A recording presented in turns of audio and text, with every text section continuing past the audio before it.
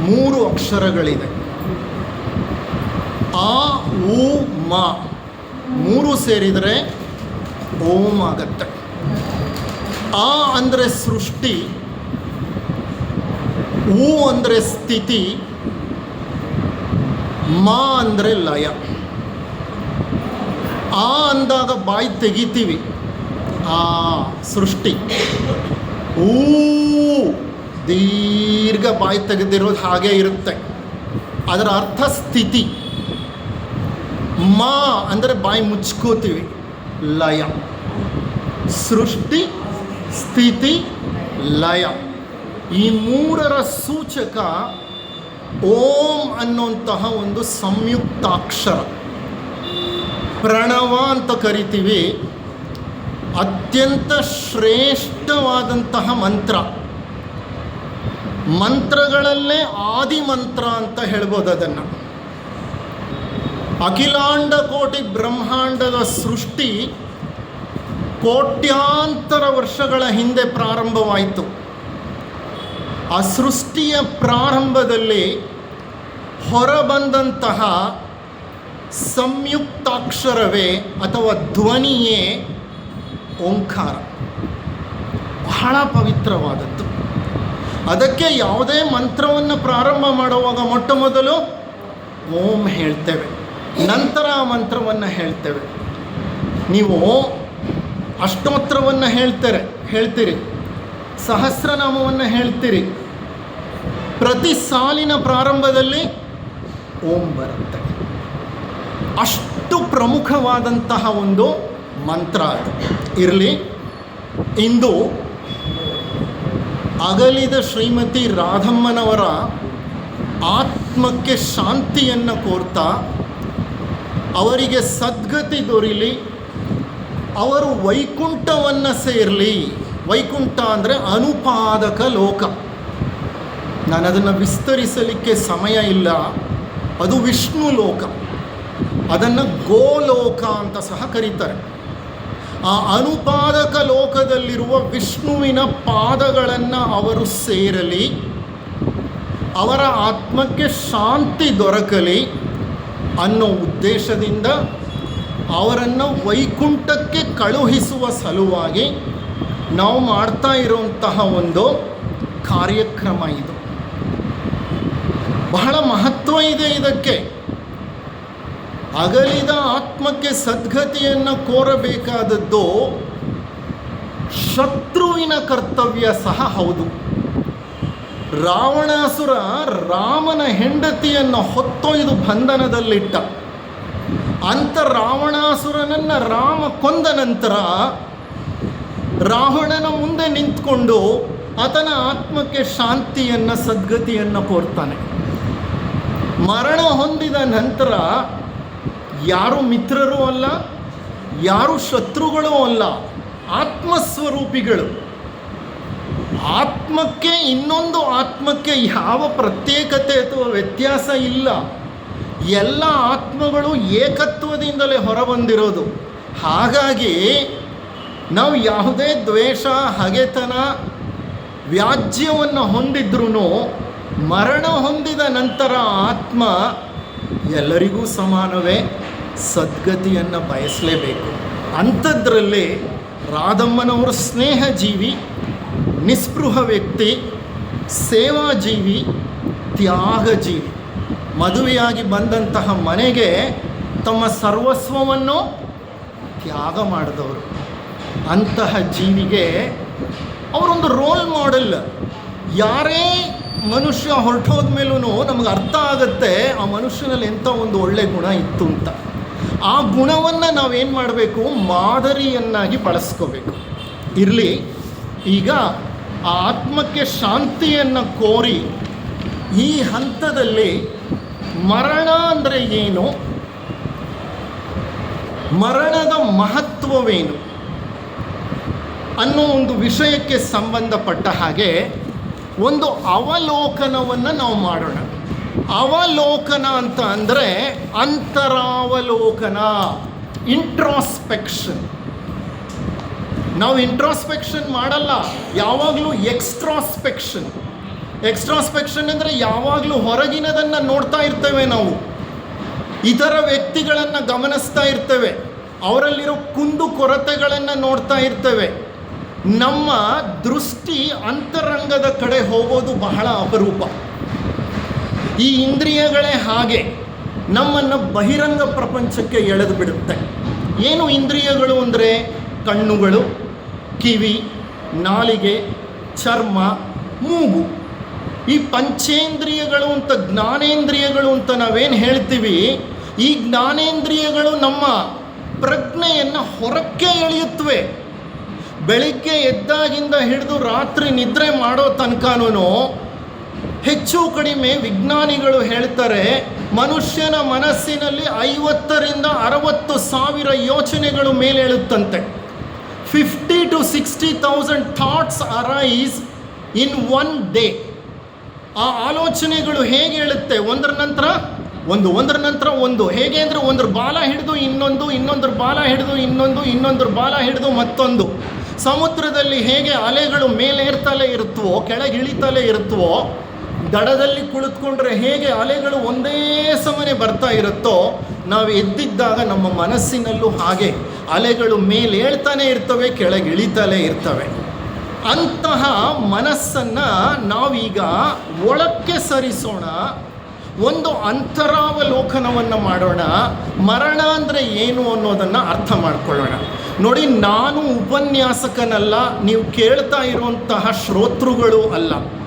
ನಾವು ಒಟ್ಟಾಗಿ ಕೆಲವು ವಿಷಯಗಳನ್ನು ಅರ್ಥ ಮಾಡ್ಕೊಳ್ಳೋ ಪ್ರಯತ್ನವನ್ನು ಮಾಡೋಣ. I don't stand at a high pedestal, I am one among you people.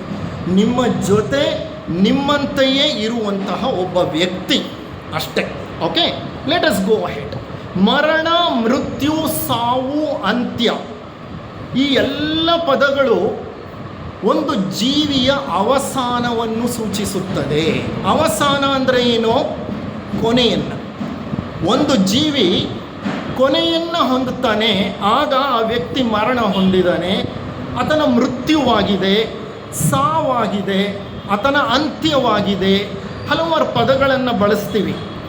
ಅದರ ಅರ್ಥ ಏನಂದರೆ, ಆ ಬದುಕಿದ್ದ ಜೀವಿ ಭೌತ ಲೋಕವನ್ನು ಬಿಟ್ಟು ಅಭೌತಿಕ ಅಥವಾ ಸೂಕ್ಷ್ಮ ಲೋಕಕ್ಕೆ ಹೊರಟೋದ ಅಂತ ಅರ್ಥ.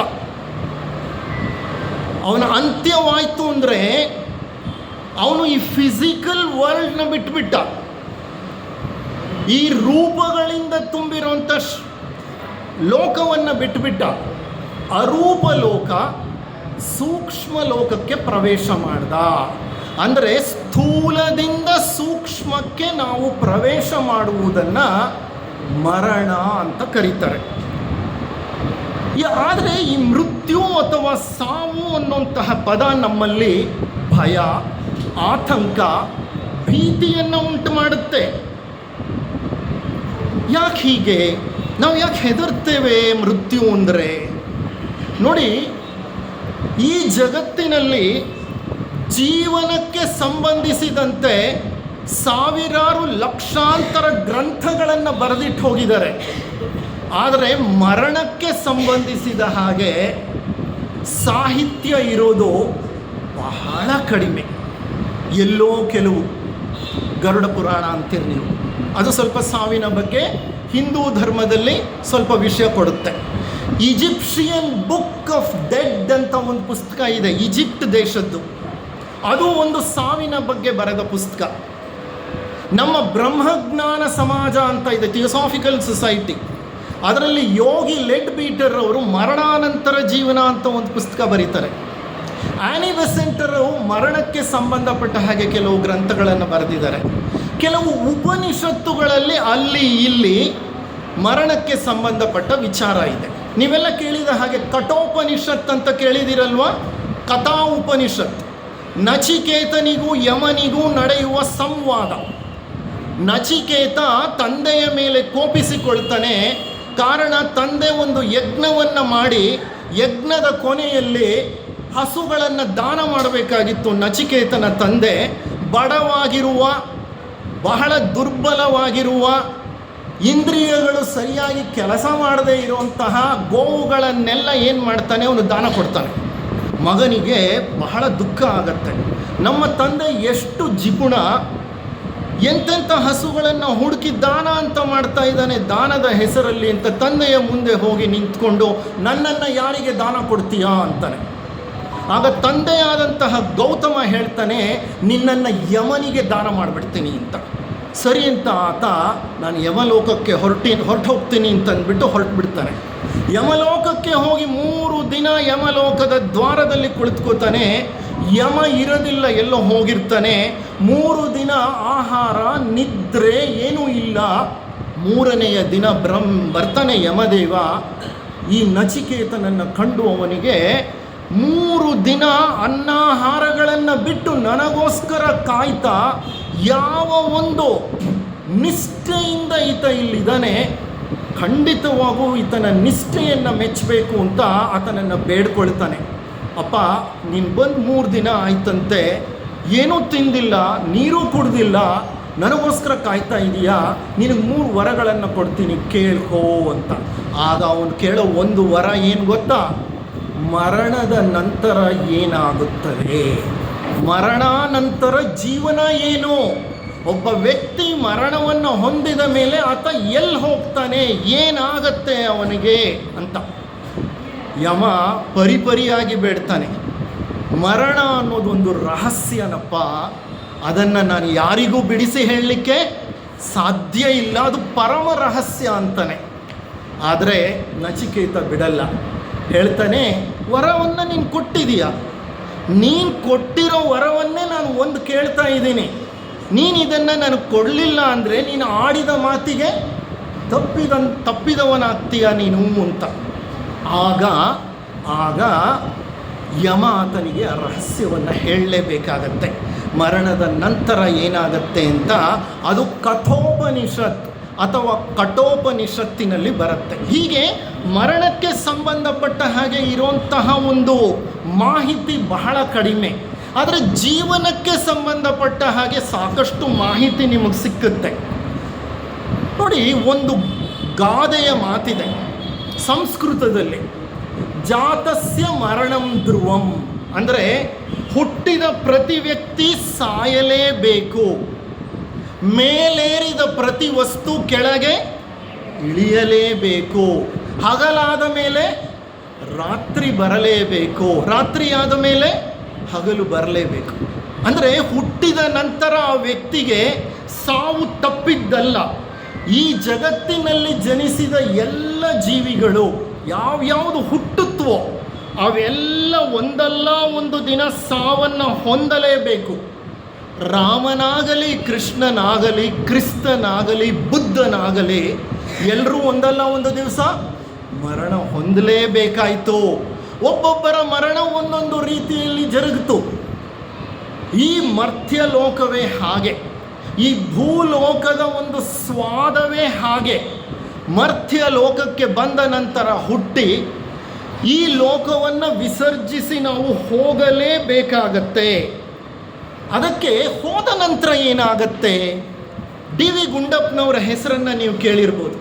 ಯಾರು ಡಿ ವಿ ಗುಂಡಪ್ಪನವರು? ಕನ್ನಡದ ಶ್ರೇಷ್ಠ ಸಾಹಿತಿ D V G, Devanahalli Venkataramanappa Gundappa. ಮುಲುಕುನಾಡು ಬ್ರಾಹ್ಮಣರು, ತೆಲುಗು ಬ್ರಾಹ್ಮಣರು. SSLCಯಲ್ಲಿ ಫೇಲ್, ಅವರು ಕನ್ನಡದಲ್ಲಿ ಫೇಲ್. ಆದರೆ ಅವ್ರು ಬರೆದಿರೋಂಥ ಕನ್ನಡದ ಅಪಾರ ಗ್ರಂಥಗಳನ್ನು PhD ವಿದ್ಯಾರ್ಥಿಗಳು ಓದ್ತಾರೆ, PhDನಲ್ಲಿ ಸಂಶೋಧನೆ ಮಾಡ್ತಾರೆ. ಅಂತಹ ಡಿ ವಿ ಗುಂಡಪ್ಪನವರು ಒಂದು ಕಡೆ ಮರಣವಾದ ಮೇಲೆ ಏನಾಗತ್ತೆ ಅನ್ನೋದನ್ನು ಅವರು ಒಂದು ಕಡೆ ತಿಳಿಸಿಕೊಡ್ತಾರೆ. ನಾನು ಆ ಕಗ್ಗವನ್ನು ಓದ್ತೀನಿ. ಮರಣದಿ ಮುಂದೇನು ಪ್ರಶ್ನೆ ಹಾಕ್ತಾರೆ. ಮರಣದಿ ಮುಂದೇನು, ಪ್ರೇತವೋ, ಭೂತವೋ, ಪರಲೋಕವೋ, ಪುನರ್ಜನ್ಮವೋ? ಅದೇನೋ ತಿರುಗಿ ಬಂದವರಿಲ್ಲ, ವರದಿ ತಂದವರಿಲ್ಲ. ಧರೆಯ ಬಾಳ್ಗದರಿನೇ ಮಂಕುತಿಮ್ಮ. ಏನು ಹೇಳುತ್ತೆ ಈ ಕಗ್ಗ? ಮರಣದಿ ಮುಂದೇನು, ಏನಾಗುತ್ತೆ ಮರಣವಾದ ಮೇಲೆ? ಪ್ರೇತವಾಗ್ತೀವ, ಭೂತವಾಗ್ತೀವ, ಪರಲೋಕಕ್ಕೆ ಹೋಗ್ತೀವ, ಪುನರ್ಜನ್ಮ ಪಡೆದು ಹಿಂತಿರುಗಿ ಬರ್ತೀವ? ಅದೇನೋ ಗೊತ್ತಿಲ್ಲಪ್ಪ. ಪ್ರಶ್ನೆ ಹಾಕ್ತಾರೆ. ತಿರುಗಿ ಬಂದವರಿಲ್ಲ, ವರದಿ ತಂದವರಿಲ್ಲ. ಹೋದವ್ರು ಯಾರು ವಾಪಸ್ಸು ಬರಲಿಲ್ಲ. ಅಲ್ಲಿಂದ ಒಂದು ರಿಪೋರ್ಟ್ ತಗೊಂಡು ಬಂದು ನಮಗೆ ಹೇಳಲಿಲ್ಲ, ಹಿಂಗಿದೆ, ಮರಣವಾದ ಮೇಲೆ ಇಂಥ ಜಾಗದಲ್ಲಿ ನಾವು ಇರ್ತೀವಿ, ಪರಿಸ್ಥಿತಿ ಹೀಗಿರುತ್ತೆ, ಸಂದರ್ಭಗಳು ಹೀಗೆ ಬರುತ್ತೆ, ಘಟನೆಗಳು ಹೀಗೆ ಜರುಗತ್ತೆ, ಆ ಲೋಕ ಹೀಗಿದೆ, ಯಾರೂ ಹೇಳಿದವರಿಲ್ಲ. ಹಾಗಾದರೆ ಭೂಮಿ ಮೇಲೆ ಬದುಕೋವಾಗ ಮರಣವಾದ ನಂತರ ಏನಾಗತ್ತೆ ಅನ್ನೋದ್ರ ನಮಗೆ ಹಾಕಬೇಕು. ಧರೆಯ ಬಾಳ್ಗದರಿ ನೇಮ್, ಧರೆಯಲ್ಲಿ ಬದುಕಲಿಕ್ಕೆ ಮರಣವಾದ ಮೇಲೆ ಏನಾಗತ್ತೆ ಅನ್ನೋ ಚಿಂತೆ ನಮಗೆ ಹಾಕಬೇಕು. ಮಂಕುತಿಮ್ಮ ಅಂತ ಹೇಳ್ತಾರೆ. ಡಿ ವಿ ಗುಂಡಪ್ಪನವರೇನೋ ಬಹಳ ಸುಲಭವಾಗಿ ಹೇಳಿಬಿಟ್ರು, ಮರಣ ಆದಮೇಲೆ ಏನಾಗುತ್ತೆ ಅಂತ ನಾವು ಯಾಕೆ ಚಿಂತಿಸಬೇಕು ಬದುಕಿರುವಾಗ ಅಂತ. ಆದರೆ ಅಷ್ಟು ಸುಲಭವಾದಂತಹ ವಿಷಯ ಅಲ್ಲ. ಮರಣ ಅಂದರೆ ಏನು, ಮರಣವಾದ ನಂತರ ಏನಾಗತ್ತೆ ಅನ್ನೋದು ಗೊತ್ತಾದರೆ ನಾವು ಬದುಕೋ ರೀತಿನೇ ಏನಾಗುತ್ತೆ, ಬದಲಾಗಿಬಿಡುತ್ತೆ. ಯಾಕೆ ಅಂದರೆ ಜೀವನ ಮತ್ತು ಮರಣ ಒಂದೇ ನಾಣ್ಯದ ಎರಡು ಮುಖಗಳು. ಮರಣವನ್ನು ಅರ್ಥ ಮಾಡ್ಕೋಬೇಕಂದ್ರೆ ಜೀವನವನ್ನು ಅರ್ಥ ಮಾಡ್ಕೋಬೇಕು, ಜೀವನವನ್ನು ಅರ್ಥ ಮಾಡ್ಕೋಬೇಕಂದ್ರೆ ಮರಣದ ಅರ್ಥ ಆಗಿರಬೇಕು. ಒಂದೇ ಹಗ್ಗದ ಎರಡು ತುದಿಗಳು, ಒಂದೇ ನಾಣ್ಯದ ಎರಡು ಮುಖಗಳು. ಹಾಗಾಗಿ ಮರಣವನ್ನು ಅರ್ಥ ಮಾಡಿಕೊಂಡ್ರೆ ನಮ್ಮ ಜೀವನದ ಶೈಲಿ ಬದಲಾಗಬಹುದು. ನಾವು ಯಾವ ರೀತಿ ಬದುಕ್ತಿದ್ದೀವಿ ಅನ್ನೋದನ್ನು ನಾವು ಅವಲೋಕನ ಮಾಡಿಕೊಂಡು ನಾವು ಉನ್ನತವಾದ ಜೀವನವನ್ನು ನಡೆಸಬಹುದು. ನೋಡಿ, ಜೀವನಗಳಲ್ಲಿ ಎರಡು ವಿಧ, ಒಂದು ಲೌಕಿಕ ಜೀವನ, ಒಂದು ಪಾರಲೌಕಿಕ ಜೀವನ ಅಥವಾ ಪಾರಮಾರ್ಥ ಜೀವನ. ಲೌಕಿಕ ಜೀವನವನ್ನು ನಡೆಸೋವಾಗ ಪಾರಮಾರ್ಥವನ್ನು ಅಳವಡಿಸಿಕೊಂಡ್ರೆ ಮಾತ್ರ ನಮ್ಮ ಮರಣಾನಂತರದ ಜೀವನ ಬಹಳ ಅರ್ಥಪೂರ್ಣವಾಗತ್ತೆ. ಬದುಕುವಂತಹ ಒಂದು ಶೈಲಿಯೇ ಬದಲಾಗತ್ತೆ. ಅದಕ್ಕೋಸ್ಕರ ನಾವು ಅದನ್ನು ಅರ್ಥ ಮಾಡ್ಕೋಬೇಕಾಗತ್ತೆ, ಮರಣಾನಂತರ ಜೀವನವನ್ನು. ಇರಲಿ, ಜನನ ಆಕಸ್ಮಿಕ.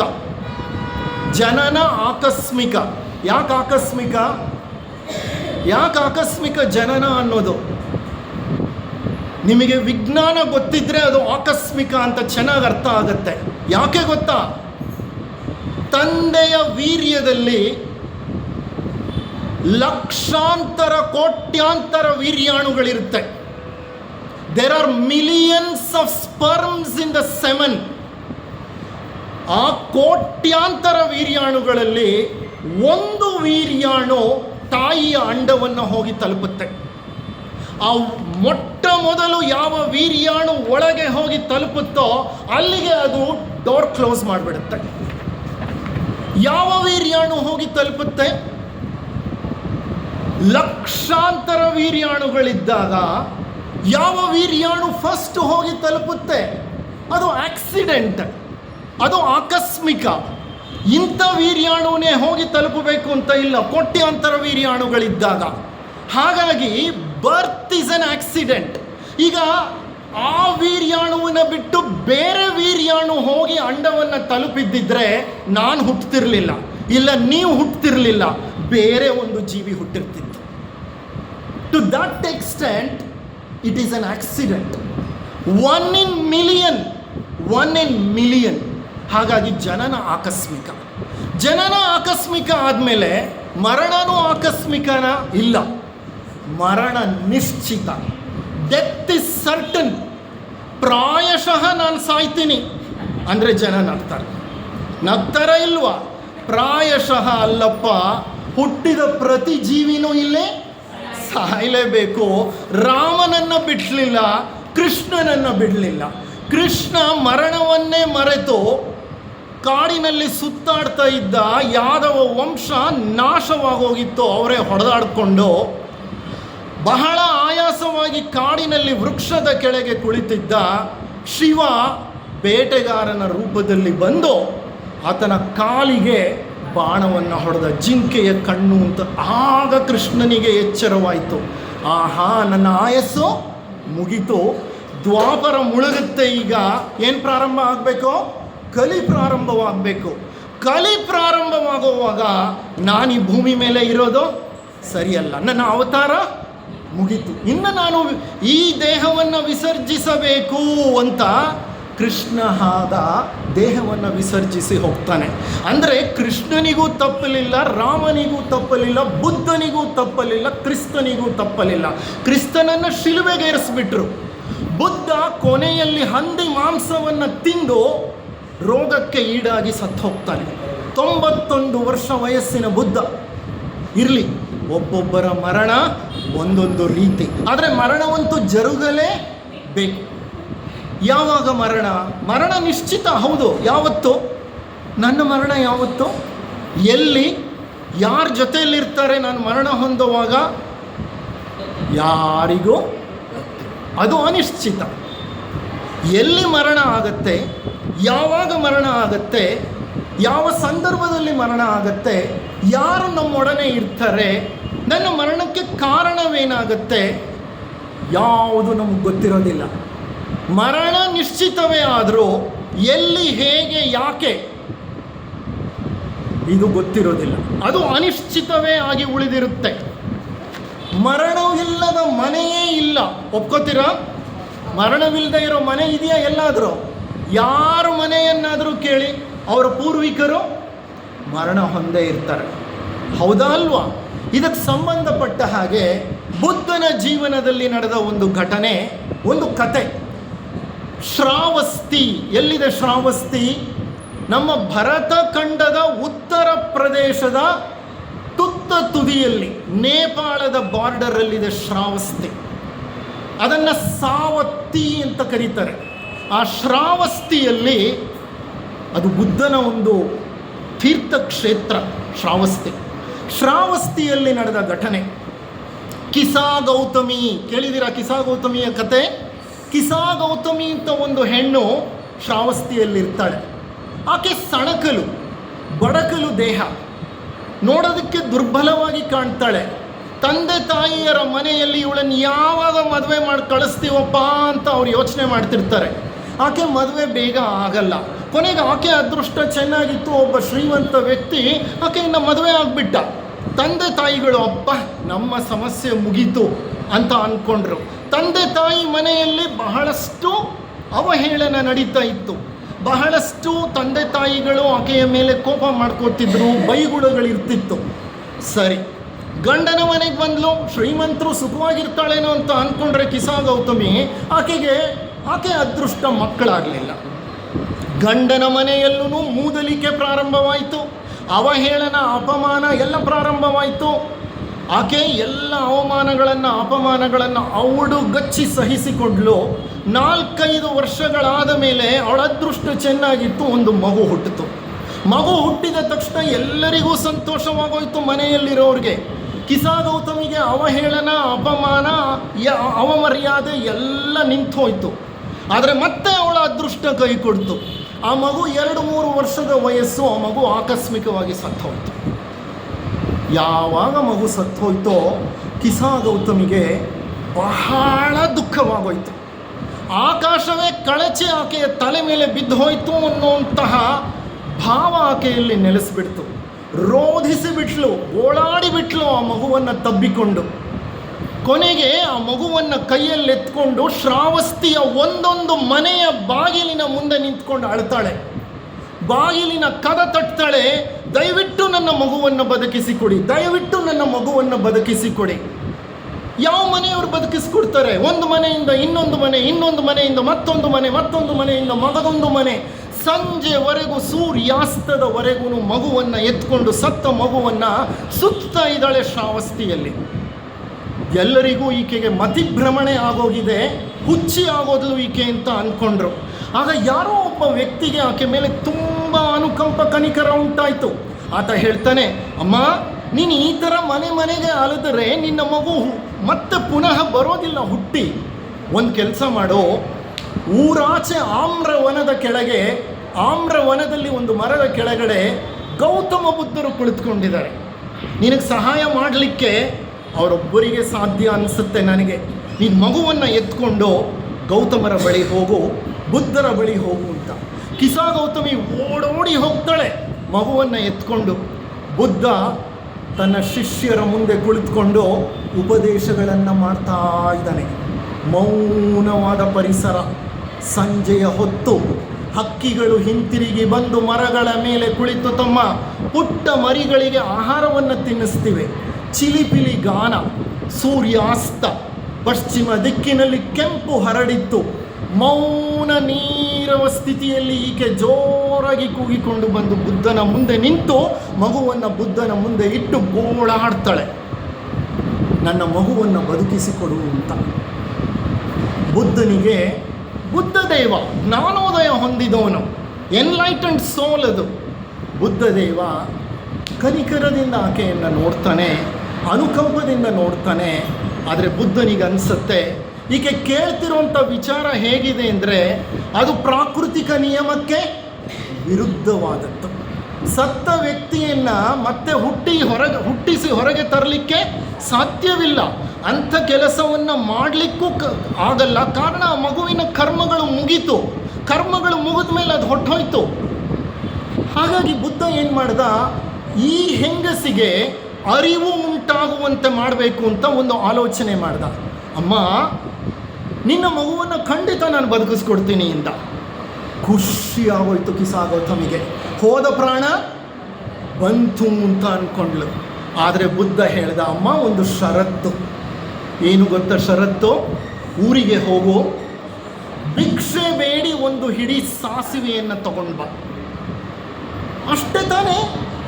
ನಾನು ಹೋಗಿ ಸಾಸಿವೆ ತಗೊಂಡು ಬರ್ತೀನಿ ಅಂತ ಖುಷಿಯಾಗಿ ಎದ್ಲು. ಬುದ್ಧ ಹೇಳ್ದ, ನೀನು ಯಾವ ಮನೆಯಿಂದ ಸಾಸಿವೆ ತರ್ತೀಯೋ ಆ ಮನೆಯಲ್ಲಿ ಯಾರೂ ಮರಣವನ್ನು ಹೊಂದಿರಬಾರ್ದು, ಆ ಮನೆ ಸಾವನ್ನು ನೋಡಿರಬಾರ್ದು. ಆಕೆಗೆ ಆ ಒಂದು ಮೊಮೆಂಟಲ್ಲಿ ಅದೇನೋ ಮುಳುಗ್ತಾ ಇರೋಂತಹ ವ್ಯಕ್ತಿಗೆ ಒಂದು ಹುಲ್ಕಡ್ಡಿ ಸಿಕ್ಕಿದ್ರು ಏನು ಮಾಡ್ತಾನೆ? ಭದ್ರವಾಗಿ ಇಟ್ಕೊಳ್ತಾನೆ. ಅವಳು ಅಷ್ಟೆಲ್ಲ ಆಲೋಚನೆ ಮಾಡಲಿಲ್ಲ, ಸೀದಾ ಓಡ್ಬಿಟ್ಲು. ಶ್ರಾವಸ್ತಿಯಲ್ಲಿ ಮನೆಯ ಮುಂದೆ ಬೇಡ್ಕೊಂಡ್ಲು. ಆಕೆಗೆ ಸಾಸಿವೆ ಕೊಡಲಿಕ್ಕೆ ಎಷ್ಟೋ ಮಂದಿ ಮುಂದೆ ಬರ್ತಿದ್ದಾರೆ. ಆದರೆ ಸಾಸಿವೆ ತಗೊಂಡು ಬಂದಾಗ ಆಕೆ ಅವಳನ್ನು ಕೇಳ್ತಾಳೆ, ನಿಮ್ಮ ಮನೆಯಲ್ಲಿ ಯಾವುದೇ ಮರಣ ಆಗಿರಬಾರ್ದು, ಹಾಗಿದ್ದರೆ ಸಾಸಿವೆ ಕೊಡಿ ಅಂತ. ಆಗ ಪ್ರತಿಯೊಬ್ಬರು ಏನು ಹೇಳ್ತಾರೆ, ಅಮ್ಮ ನಮ್ಮ ಮನೆಯಲ್ಲೇ ಮರಣ ಸಂಭವಿಸಿದೆ. ತಕ್ಷಣ ಈಕೆ ಇನ್ನೊಂದು ಮನೆಗೆ, ಮತ್ತೊಂದು ಮನೆಗೆ, ಮಗದೊಂದು ಮನೆಗೆ, ಶ್ರಾವಸ್ತಿ ಎಲ್ಲ ಸುತ್ತಾಡ್ಬಿಡ್ತಾಳೆ. ಕೊನೆಗೆ ಆಕೆಗೆ ಸಾವಿಲ್ಲದ ಮನೆ ಸಿಕ್ಕಲ್ಲ. ಸಾವಿಲ್ಲದ ಮನೆಯಿಂದ ಸಾಸಿವೆ ತರಲಿಕ್ಕೂ ಆಗಲ್ಲ. ಬಹಳ ಹೊತ್ತು ಹಾಗೆ ಪರದಾಡಿದ ನಂತರ ಆಕೆಗೆ ಅರ್ಥ ಆಗತ್ತೆ, ಆಹಾ, ಬುದ್ಧದೇವ ನನಗೆ ಅರಿವನ್ನು ಉಂಟು ಮಾಡುವ ಸಲುವಾಗಿ ಈ ರೀತಿ ನನಗೆ ಒಂದು ಕೆಲಸವನ್ನು ಕೊಟ್ಟಿದ್ದಾನೆ. ಮರಣವಿಲ್ಲದ ಮನೆಯೇ ಇಲ್ಲ ಅಂದಮೇಲೆ ನಾನೀಗ ನನ್ನ ಮಗುವಿನ ಮರಣವನ್ನು ಏನು ಮಾಡಬೇಕು? ಎಕ್ಸೆಪ್ಟ್ ಇಟ್ ಅಂದರೆ ಸ್ವೀಕರಿಸಬೇಕು, ಒಪ್ಕೋಬೇಕು, ಒಮ್ಮತಕ್ಕೆ ಬರಬೇಕು. ಹೌದು, ಜರುಗಿ ಹೋಗಿದೆ, ಇದನ್ನು ಬದಲಾಯಿಸಲಿಕ್ಕೆ ಯಾರಿಂದಲೂ ಸಾಧ್ಯವಿಲ್ಲ. ಹಾಗಾದರೆ ನಾವೇನು ಮಾಡಬೇಕು? ಮನಸ್ಸಿನಲ್ಲಿ ಗೋಳನ್ನು, ರೋಧನವನ್ನು, ದುಃಖವನ್ನು, ವ್ಯಥೆಯನ್ನು, ಸಂಕಟವನ್ನು ಮಾಡ್ಕೋಬಾರ್ದು. ನಮ್ಮ ಮನಸ್ಸು ಸ್ಥಿತಪ್ರಜ್ಞ ಸ್ಥಿತಿಯಲ್ಲಿ ಇರಬೇಕು. ಸ್ಥಿತಪ್ರಜ್ಞತೆ ಅಂದರೆ ಏನು? ಸ್ಥಿತಪ್ರಜ್ಞತೆ ಅಂದರೆ ಮೇಲೂ ಏರಬಾರ್ದು, ಕೆಳಗೂ ಇಳಿಬಾರ್ದು. ಸೋಲು ಗೆಲುವುಗಳ ನಡುವೆ, ಕಷ್ಟ ನೋವುಗಳ ಮಧ್ಯೆ, ಸುಖ ದುಃಖಗಳ ಮಧ್ಯೆ, ಸ್ತುತಿ ನಿಂದನೆಗಳ ಮಧ್ಯೆ ಮನಸ್ಸು ಸುಮ್ಮನಿರಬೇಕು. ಇದನ್ನು ಜೀವನದಲ್ಲಿ ನಾವು ಅಳವಡಿಸ್ಕೋಬೇಕು. ನನ್ನ ಗುರುಗಳಿದ್ದರು, ಅವರೊಮ್ಮೆ ಹೇಳಿದ್ರು, ನನ್ನ ಉಪನ್ಯಾಸ ಆದಮೇಲೆ ಹಲವು ಜನ ಟೇಬಲ್ ಹತ್ರ ಬಂದು, ಸರ್ ತುಂಬ ಚೆನ್ನಾಗಿತ್ತು ನಿಮ್ಮ ಉಪನ್ಯಾಸ, ನೀವು ನಮ್ಮ ಮನಸ್ಸು ಮೇಲೆ ಬೇರೆ ಎಲ್ಲೋ ಹರಿಲಿಕ್ಕೆ ಬಿಡಲೇ ಇಲ್ಲ, ಯು ಕ್ಯಾಪ್ಚರ್ಡ್ ಅವರ್ ಮೈಂಡ್ ಅಂತ ಹೇಳ್ತಾ ಇದ್ರು. ನಾನು ಸುಮ್ಮನೆ ಕುಳಿತಿದ್ದೆ.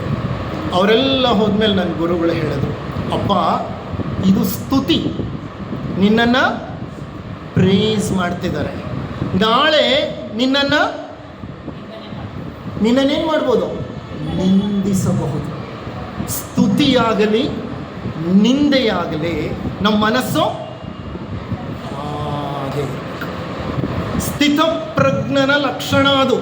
ಭಗವದ್ಗೀತೆಯಲ್ಲಿ ಸ್ಥಿತಪ್ರಜ್ಞ ಯೋಗ ಅಂತಲೇ ಇದೆ. ಆ ಯೋಗದಲ್ಲಿ ಆ ಒಂದು ಅಧ್ಯಾಯದಲ್ಲಿ ಕೃಷ್ಣ ಪರಮಾತ್ಮ ಹೇಳ್ತಾನೆ, ಸಮತ್ವಂ ಯೋಗ ಉಚ್ಯತೆ. ಸಮತ್ವಂ ಯೋಗ ಉಚ್ಯತೆ ಅಂದರೆ ಯಾರು ಸಮತ್ವವನ್ನು ಸಾಧಿಸಿದನೋ ಆತ ಯೋಗಿ. ಖುಷಿಯಲ್ಲಿ ತೇಲಾಡೋದು, ದುಃಖದಲ್ಲಿ ರೋಧಿಸೋದು, ಇದು ಭೋಗಿಯ ಲಕ್ಷಣ. ಭೋಗಿ ಅಂದರೆ ಯಾರು? ಭೋಗಿ ಅಂದರೆ ಯಾರು? ಭೋಗಿಸುವವನು, ಎಲ್ಲವನ್ನು ಸ್ವಾಹ ಮಾಡೋವನು. ಓಕೆ, ಧನವಾಗಲಿ, ಆಹಾರವಾಗಲಿ, ಸುಖವಾಗಲಿ, ಸಂತೋಷವಾಗಲಿ ಎಲ್ಲವನ್ನು ಬಯಸುವವನು ಭೋಗಿ. ನಾವೆಲ್ಲ ಭೋಗಿಗಳೇ ಒಂದು ಅರ್ಥದಲ್ಲಿ. ಯಾಕೆ ಅಂದರೆ ನಾವು ಸುಖ ಅಂದರೆ ಅಟ್ಟಕ್ಕೆ ಹತ್ತು ಬಿಡ್ತೀವಿ, ದುಃಖ ಅಂದರೆ ಪಾತಾಳಕ್ಕೆ ಇಳಿದು ಬಿಡ್ತೀವಿ. ಯಾವ ವ್ಯಕ್ತಿ ಅಸ್ತುತಿ ನಿಂದೆಗಳು ಮಾನ ಅಪಮಾನಗಳ ಮಧ್ಯೆ ಸುಮ್ಮನೆ ಇರ್ತಾನೋ ಅವನು ಯೋಗಿ. ಅದಕ್ಕೆ ಶ್ರೀಕೃಷ್ಣ ಭಗವದ್ಗೀತೆಯಲ್ಲಿ ಸಮತ್ವಂ ಯೋಗ ಉಚ್ಯತೆ. ಯೋಗ ಹೇಳೋದೇ ಸಮತ್ವವಪ್ಪ, ನೀನು ಹಿಗ್ಗಲೂ ಬೇಡ ಕುಗ್ಗಲೂ ಬೇಡ ಅಂತ ಹೇಳ್ದ. ಮರಣವನ್ನು ಬಹಳಷ್ಟು ಜನ ದುರ್ಘಟನೆ ಅಂತ ಭಾವಿಸ್ತಾರೆ. ಖಂಡಿತ ಮರಣ ದುರ್ಘಟನೆಯಲ್ಲ. ಮರಣ ಎಂದೂ ನೋವನ್ನು ಉಂಟು ಮಾಡೋದಿಲ್ಲ. ಮರಣಕ್ಕೆ ಮೊದಲು ಏನು ಸಂಭವಿಸುತ್ತೋ ಅದು ದುಃಖವನ್ನು, ನೋವನ್ನು ಉಂಟು ಮಾಡಬಹುದು. ಆದರೆ ಮರಣದ ಸಮಯದಲ್ಲಿ ಯಾರಿಗೂ ದುಃಖವಾಗೋದಿಲ್ಲ. Death is A joyful experience. I am not talking about what happens before death. I am talking about what happens at death. ಸಾವು ನೋವನ್ನು ಉಂಟು ಮಾಡೋದಿಲ್ಲ. ಓಕೆ, ಸಾವಿನ ಮೊದಲು ದುಃಖ ನೋವು ಉಂಟಾಗಬಹುದು, ಸಾವಿನ ನಂತರವೂ ಉಂಟಾಗಬಹುದು. ನಿಜ ಹೇಳ್ಬೇಕಂದ್ರೆ ಅಲ್ಲೂ ಜಾಸ್ತಿ ಇರಲಿ. ಇನ್ಫ್ಯಾಕ್ಟ್ ಹೇಳಬೇಕಂದ್ರೆ ಈ ಲೌಕಿಕ ಜೀವನವೇ ದುಃಖಕರವಾದ ಜೀವನ. ನಮ್ಮ ಮಾವನವರು ಹೇಳ್ತಿದ್ರು, ಸಾಸಿವೆ ಕಾಳಿನಷ್ಟು ಸುಖಕ್ಕೆ ಸಾಗರದಷ್ಟು ಕಷ್ಟಪಡ್ತೀವಿ ನಾವು. ಅದೇ ಸಂಸಾರ. ಸಾಸಿವೆ ಕಾಳಿನಷ್ಟು ಸುಖಕ್ಕೆ ಸಾಗರದಷ್ಟು ಕಷ್ಟಪಡ್ತೀವಿ. ಇದು ನಮ್ಮ ಈ ಲೌಕಿಕ ಜೀವನದ ಲಕ್ಷಣ. ಓಕೆ, ಇಲ್ಲಿ ಎಷ್ಟೋ ಕರ್ಮಯೋಗಿಗಳಿದ್ದಾರೆ, ಎಷ್ಟೋ ಕರ್ಮಯೋಗಿಗಳು. ನೀವೆಲ್ಲ ಕರ್ಮಯೋಗಿಗಳೇ. ಎಷ್ಟೋ ಕಷ್ಟಪಟ್ಟಿದ್ದೀರಿ. ಕಷ್ಟ ಜಾಸ್ತಿ ಇತ್ತ, ಸುಖ ಜಾಸ್ತಿ ಇತ್ತ ಅಂದರೆ ನಾವು ಬಹಳಷ್ಟು ಜನ ಏನು ಹೇಳ್ತೀವಿ? ಕಷ್ಟನೇ ಜಾಸ್ತಿ ಇತ್ತು, ನೋವೇ ಜಾಸ್ತಿ ಇತ್ತು, ದುಃಖವೇ ಜಾಸ್ತಿ ಇತ್ತು, ಸಿಕ್ಕ ಸುಖ ಅಷ್ಟಿಷ್ಟು. ಆ ಅಷ್ಟಿಷ್ಟು ಸುಖಕ್ಕೆ ಬೆಟ್ಟದಷ್ಟು ನಾವು ಕಷ್ಟವನ್ನು ಪಡ್ತೀವಿ. ಇದು ಲೌಕಿಕ, ಹೌದಾ ಅಲ್ವಾ? ಹಾಗಾದರೆ ಜೀವನ ಕಷ್ಟಕರವೇ. ಅದಕ್ಕೆ ಬುದ್ಧ ಹೇಳಿದ್ದು. ಬುದ್ಧ ತನ್ನ ಸೂತ್ರಗಳಲ್ಲಿ ಹೇಳ್ತಾನೆ, ಆಶೆಯೇ ದುಃಖಕ್ಕೆ ಕಾರಣ. ಈ ಲೌಕಿಕದಲ್ಲಿ ಹುಟ್ಟಿದ ಮೇಲೆ ದುಃಖನೇ ನಿನ್ನ ಜೊತೆ ಇರೋದಪ್ಪ. ಇಲ್ಲಿ ಜರುಗುವ ಪ್ರತಿಯೊಂದು ಘಟನೆಯೂ ನಿನಗೆ ದುಃಖವನ್ನೇ ಉಂಟು ಮಾಡುತ್ತೆ. ಎಲ್ಲೋ ಕೆಲವು ಘಟನೆಗಳು ನಿನಗೆ ಸುಖವನ್ನು ಉಂಟು ಮಾಡ್ಬೋದು, ಅದು ತಾತ್ಕಾಲಿಕವಾಗಿ ಸುಖ ಉಂಟು ಮಾಡುತ್ತೆ ಅಂತ. ಅಂದರೆ ಒಂದು ಸಂಸ್ಕೃತ ಶ್ಲೋಕವಿದೆ, ಜನನಂ ಸುಖದಂ ಮರಣಂ ಕರುಣಂ. ಮತ್ತೆ ರಿಪೀಟ್ ಮಾಡ್ತೇನೆ, ಜನನಂ ಸುಖದಂ ಮರಣಂ ಕರುಣಂ. ಜನನ ಆದ ಮೇಲೆ ಜೀವನ, ಜನನ ಮತ್ತು ಜೀವನ ಸುಖಕರವೇ. ಮಗುಗೆ ನೋವಾಗೋದಿಲ್ಲ ಹುಟ್ಟುವಾಗ. ಹುಟ್ಟಿದ ನಂತರ ಗಾಳಿಗೋಸ್ಕರ ಅದು ಜೋರಾಗಿ ಅಳುತ್ತೆ. ಯಾಕಾಗಿ ಈ ಪ್ರಪಂಚಕ್ಕೆ ನಾನು ಮತ್ತೆ ಬಂದೆ, ಇಂಥ ಪ್ರಪಂಚಕ್ಕೆ ನಾನು ಬರಬಾರ್ದಾಗಿತ್ತು ಅಂತ ಅದು ಅಳುತ್ತೆ.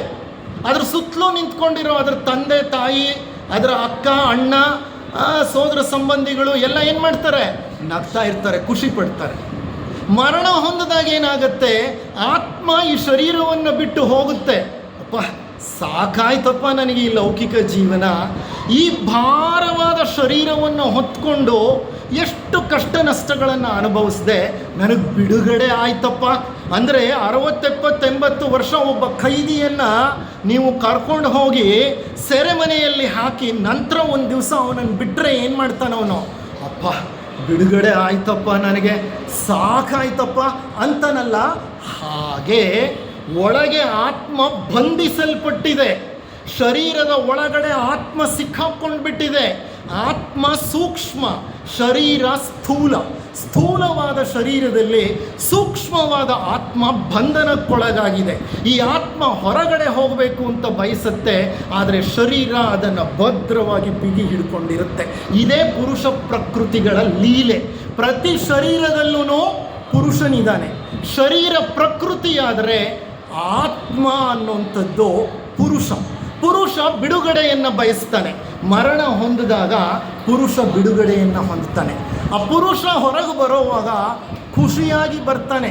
ಸಾಕಪ್ಪ, ನನಗೆ ಈ ಒಂದು ಭಾರವಾದ ರೋಗಗ್ರಸ್ತವಾದ ಹಲವಾರು ಸಮಸ್ಯೆಗಳಿಗೆ ಈಡಾದ ಶರೀರವನ್ನು ನಾನು ಬಿಟ್ಟುಬಿಟ್ಟೆ ಅಂತ ಅವನೇನೋ ಖುಷಿಯಾಗಿ ಹೊರಟೋಗ್ತಾನೆ. ಆದರೆ ಸುತ್ತಲೂ ನಿಂತಿರೋರೆಲ್ಲ ದುಃಖ ಪಡ್ತಾರೆ. ಆತ್ಮ ಸುಖವಾಗಿ ಹೊರಟೋಗುತ್ತೆ, ಆದರೆ ಸುತ್ತಲೂ ನಿಂತಿರೋರು ಆ ಒಂದು ಶವವನ್ನು ಕಂಡು ಶಿವನಿಲ್ಲದ ಶರೀರವನ್ನು ಶವ ಅಂತ ಕರೀತಾರೆ. ಆ ಶವವನ್ನು ಕಂಡು ಎಲ್ಲ ದುಃಖ ಪಡ್ತಾರೆ. ನೋಡಿ, ಹುಟ್ಟಿದ ಮಗುವನ್ನು ಕಂಡು ನಾವು ಸಂತೋಷ ಪಡ್ತೀವಿ, ಆದರೆ ಹುಟ್ಟಿದ ಮಗು ಅಳುತ್ತೆ. ಸತ್ತ ಹೆಣನ ಕಂಡು ನಾವು ದುಃಖ ಪಡ್ತೀವಿ, ಆದರೆ ಅಗಲಿದ ಆತ್ಮ ಸುಖ ಪಡುತ್ತೆ, ಖುಷಿ ಪಡುತ್ತೆ. ನೋಡಿ, ಮನುಷ್ಯ ಜನ್ಮ ಅಂತ ಇದೆಯಲ್ಲ, ಇದು ಬಹಳ ಪವಿತ್ರವಾದ ಜನ್ಮ.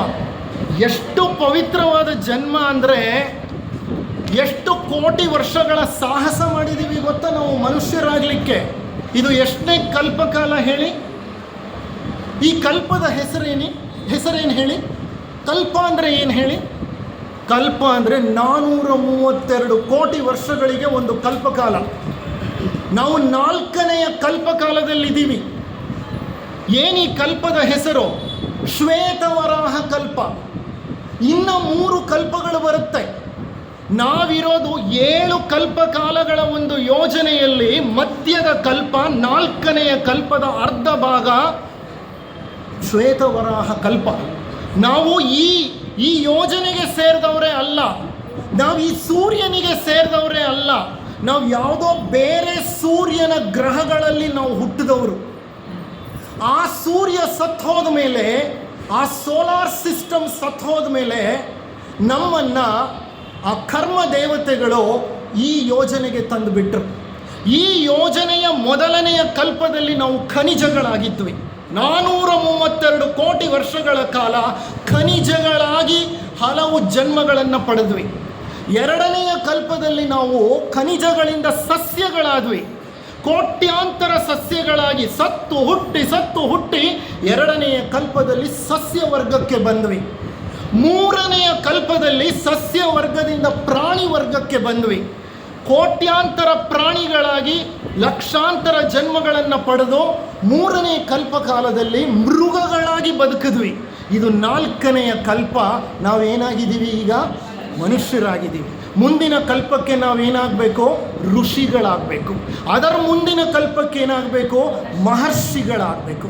ಅದರ ಮುಂದಿನ ಕಲ್ಪಕ್ಕೆ ಏನಾಗಬೇಕು? ನಾನು ಹೇಳಲ್ಲ, ಅದೊಂದು ದೊಡ್ಡ ಯೋಜನೆ ಇದೆ.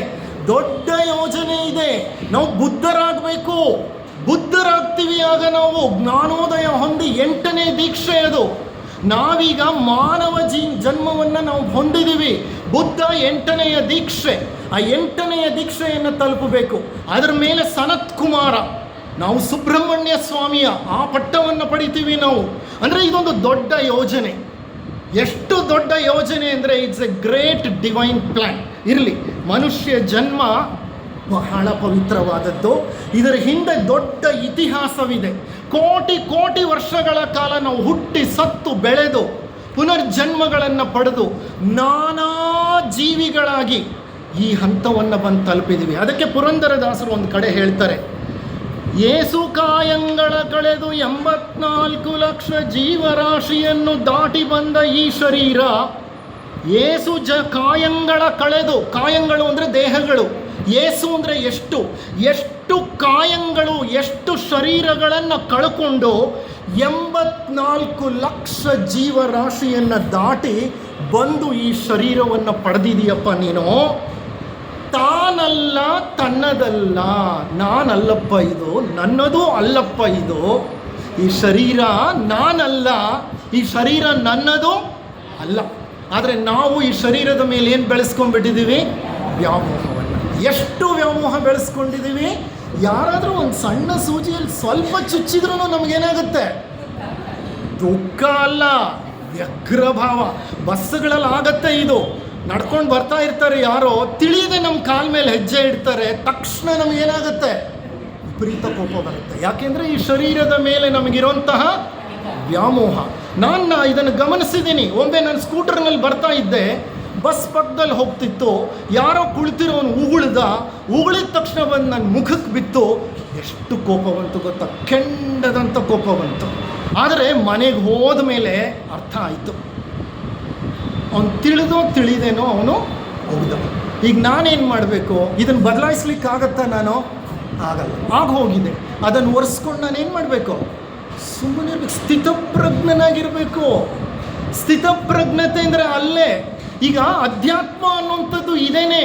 ಅಧ್ಯಾತ್ಮ ಅಂದರೆ ಕೇಳಕ್ಕೆ, ಇಲ್ಲಿ ಬಿಡಕ್ಕೆ ಅಲ್ಲ. ನಿಮ್ಮ ಜೀವನದಲ್ಲಿ ನಡೆಯೋ ಒಂದೊಂದು ಘಟನೆಯನ್ನು ಹಾಗೆ ನೀವು ಗಮನಿಸ್ತಾ ಹೋದರೆ ನಿಮ್ಮಲ್ಲಿ ಸಾಕಷ್ಟು ಪರಿವರ್ತನೆ ಆಗತ್ತೆ.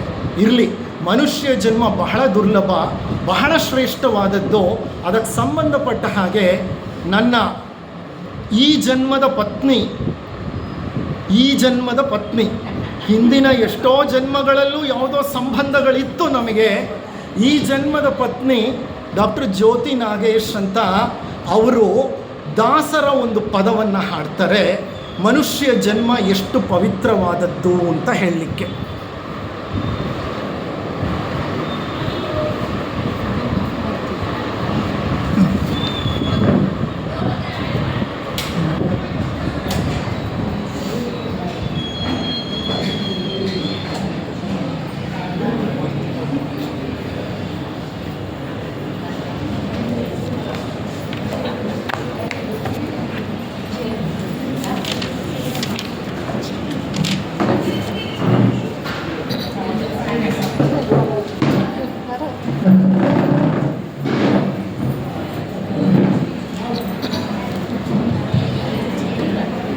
ಮಾನವ ಜನ್ಮ ದೊಡ್ಡದು, ಮಾನವ ಜನ್ಮ ದೊಡ್ಡದು, ಇದ ಹಾನಿ ಮಾಡಲು ಬೇಡಿ ಹುಚ್ಚಪ್ಪಗಳಿರ.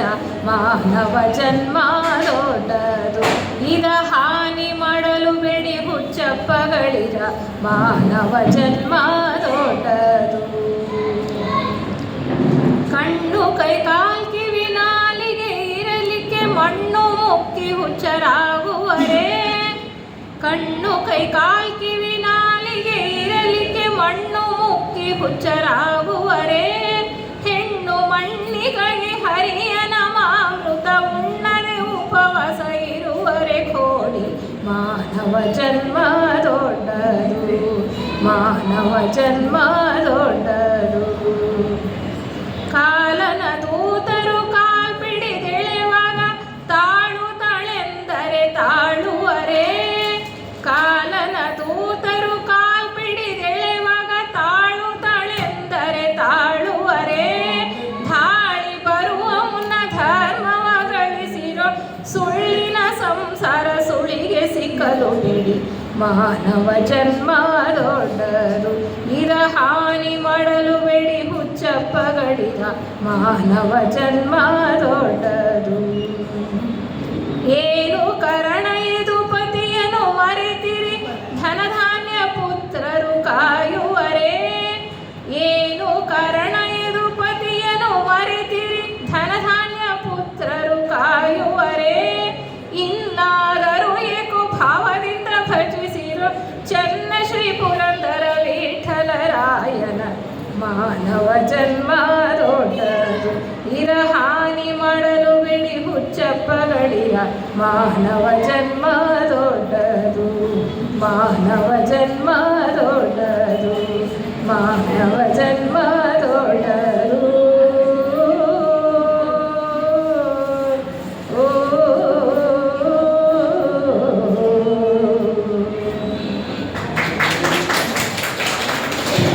ಪುರಂದರದಾಸರ ಕೀರ್ತನೆ ನೋಡಿ ಏನು ಹೇಳ್ತಾರೆ ಅವರು. ಕಾಲನ ದೂತರು ಕಾಲ್ಪಿಡಿದೆಳೆವಾಗ ತಾಳುತ್ತಾಳೆಂದರೆ ತಾಳುವರೇ. ಕಾಲನ ದೂತರು ಅಂದರೆ ಯಮದೂತರು. ಯಮದೂತರು ಬಂದು ನಿನ್ನ ಕಾಲನ್ನು ಹಿಡಿದು ಎಳ್ಕೊಂಡು ಹೋಗ್ತಾರಪ್ಪ, ಆಗ ತಾಳೆಂದರೆ ತಾಳುವರೆ, ತಾಳಲ್ಲ. ಹೌದಾ ಅಲ್ವಾ? ಅಂದರೆ ಕೊನೆಯಲ್ಲಿ ಇನ್ನೊಂದು ಜಾಗದಲ್ಲಿ ಬಹಳ ಸುಂದರವಾಗಿ ಹೇಳ್ತಾರೆ. ಏನು ಹೇಳ್ತಾರೆ ಅವರು? ಧನಧಾನ್ಯ ಪುತ್ರರು ಕಾಯುವರೆ. ಏನು ಕಾರಣ ಯದುಪತಿಯನ್ನು ಮರೆತಿರಿ, ಧನಧಾನ್ಯ ಪುತ್ರರು ಕಾಯುವರೆ. ಅಪ್ಪ ಏನು ಕಾರಣ? ಯದುಪತಿ ಅಂತಂದರೆ ನಾರಾಯಣನನ್ನು ಮರ್ತೋದ್ರಲ್ಲ, ಏನು ಕಾರಣ? ಏನು ಅನ್ಕೊಂಡ್ರಿ ನೀವು? ನಿಮ್ಮ ಧನ ಧಾನ್ಯ, ಶ್ರೀಮಂತಿಕೆ, ಸೊಗಸು, ಅಧಿಕಾರ ಇದು ನಿಮ್ಮನ್ನು ಕಾಯುತ್ತೆ ಅನ್ಕೊಂಡಿದ್ದೀರಾ? ದೊಡ್ಡ ಪ್ರೈಮ್ ಮಿನಿಸ್ಟರ್ ಕೂಡ ಒಂದು ದಿವಸ ಮಣ್ಣಾಗಲೇಬೇಕು. ಯಾವುದು ಕಾಯಲ್ಲ ನಿಮ್ಮನ್ನ. ಆದರೆ ಸಮಸ್ಯೆ ಏನಂದರೆ, ನಾವು ಹುಟ್ಟಿದ ನಂತರ ನಮ್ಮ ಜೀವನದ ಧ್ಯೇಯವನ್ನು ಮರ್ತು ಬಿಡ್ತೀವಿ. ಕರ್ಮ ದೇವತೆಗಳು ನಮಗೆ ಜನನವನ್ನು ಕೊಟ್ಟು ಇಲ್ಲಿಗೆ ಕಳಿಸುವಾಗ, ಅಪ್ಪ ನಿನ್ನ ಜೀವನಕ್ಕೊಂದು ಧ್ಯೇಯವಿದೆ. There is a purpose for life, there is A meaning for death. ಜೀವನಕ್ಕೆ ಉದ್ದೇಶ ಇದೆ, ಮರಣಕ್ಕೆ ಅರ್ಥ ಇದೆ.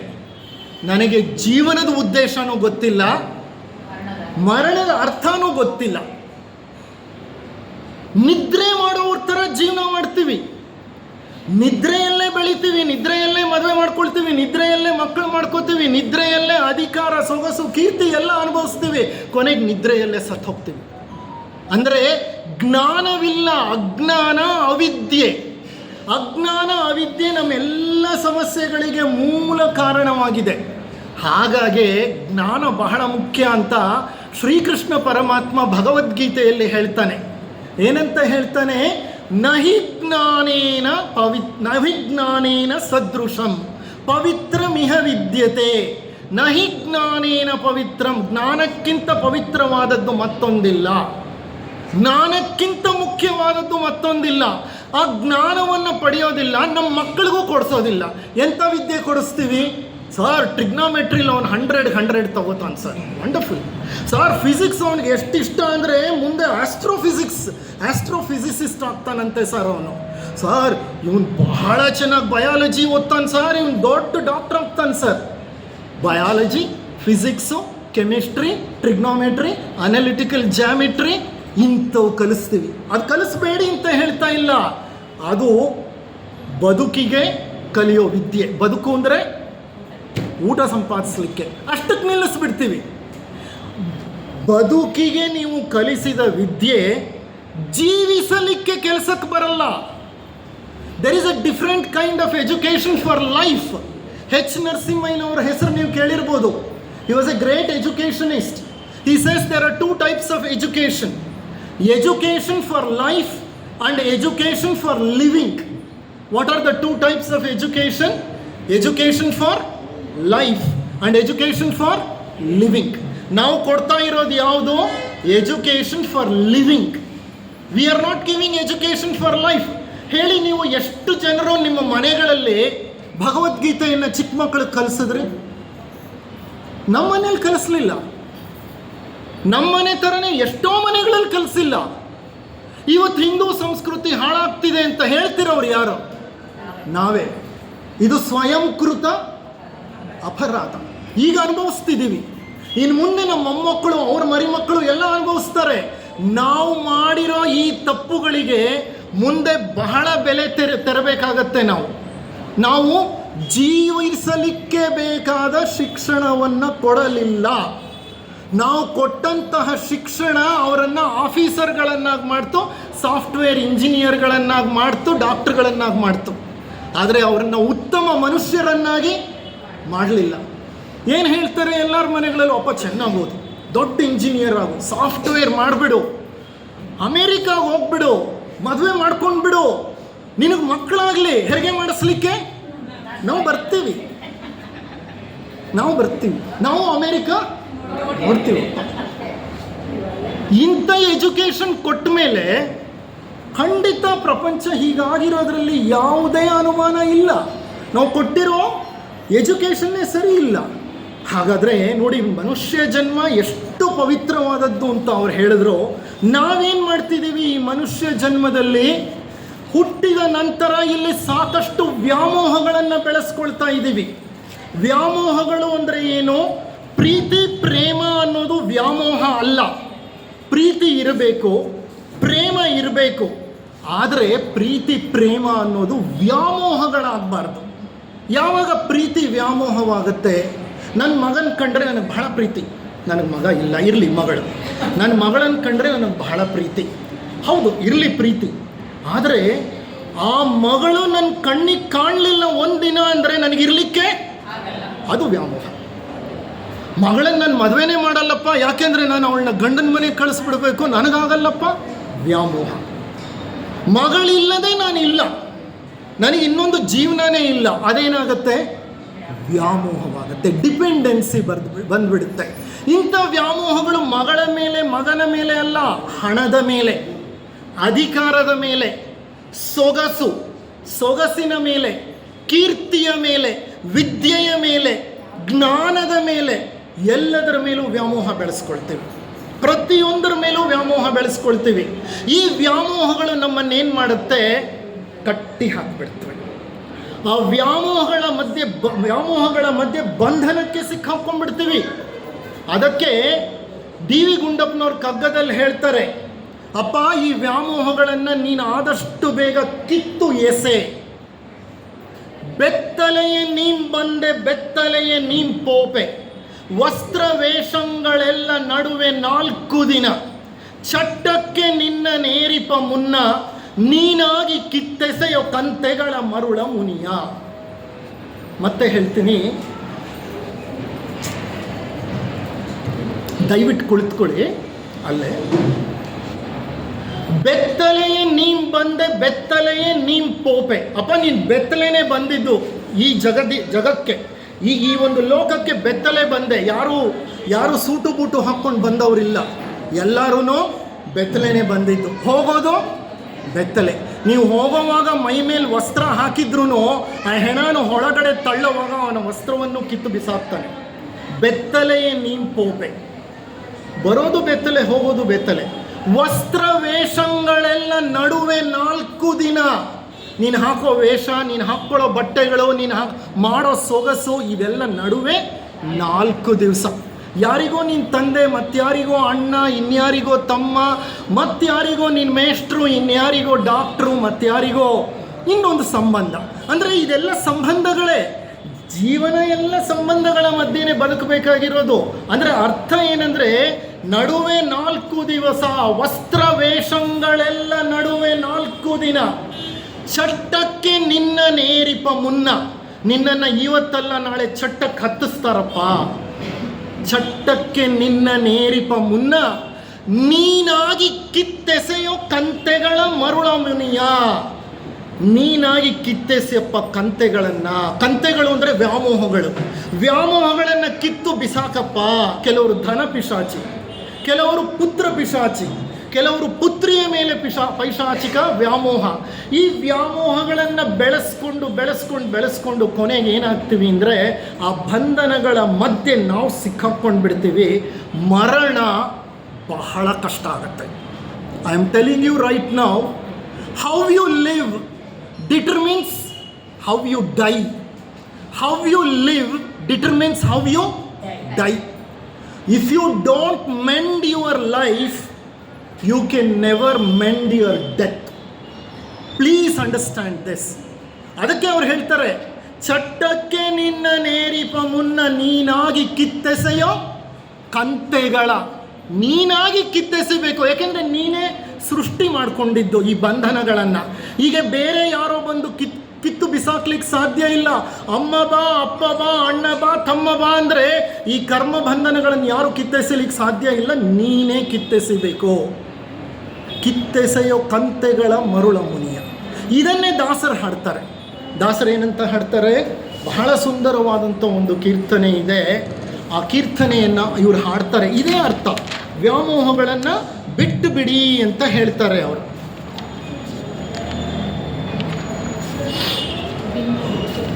ಭಿನ್ನಹಕ್ಕೆ ಬಾಯಿಲ್ಲವಯ್ಯ. ಬದುಕಿದ್ದಷ್ಟು ದಿವಸನೂ ಏನೋ ಬೇಡ್ತೀನಿ. ಏನು ಬೇಡ್ತೀನಿ?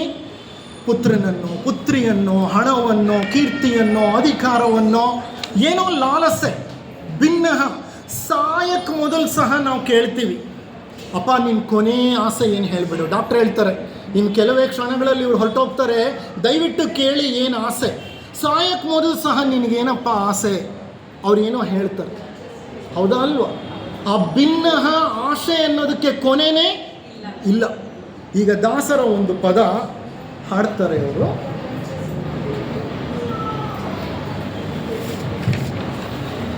ಭಿನ್ನಹಕ್ಕೆ ಬಾಯಿಲ್ಲವಯ್ಯ,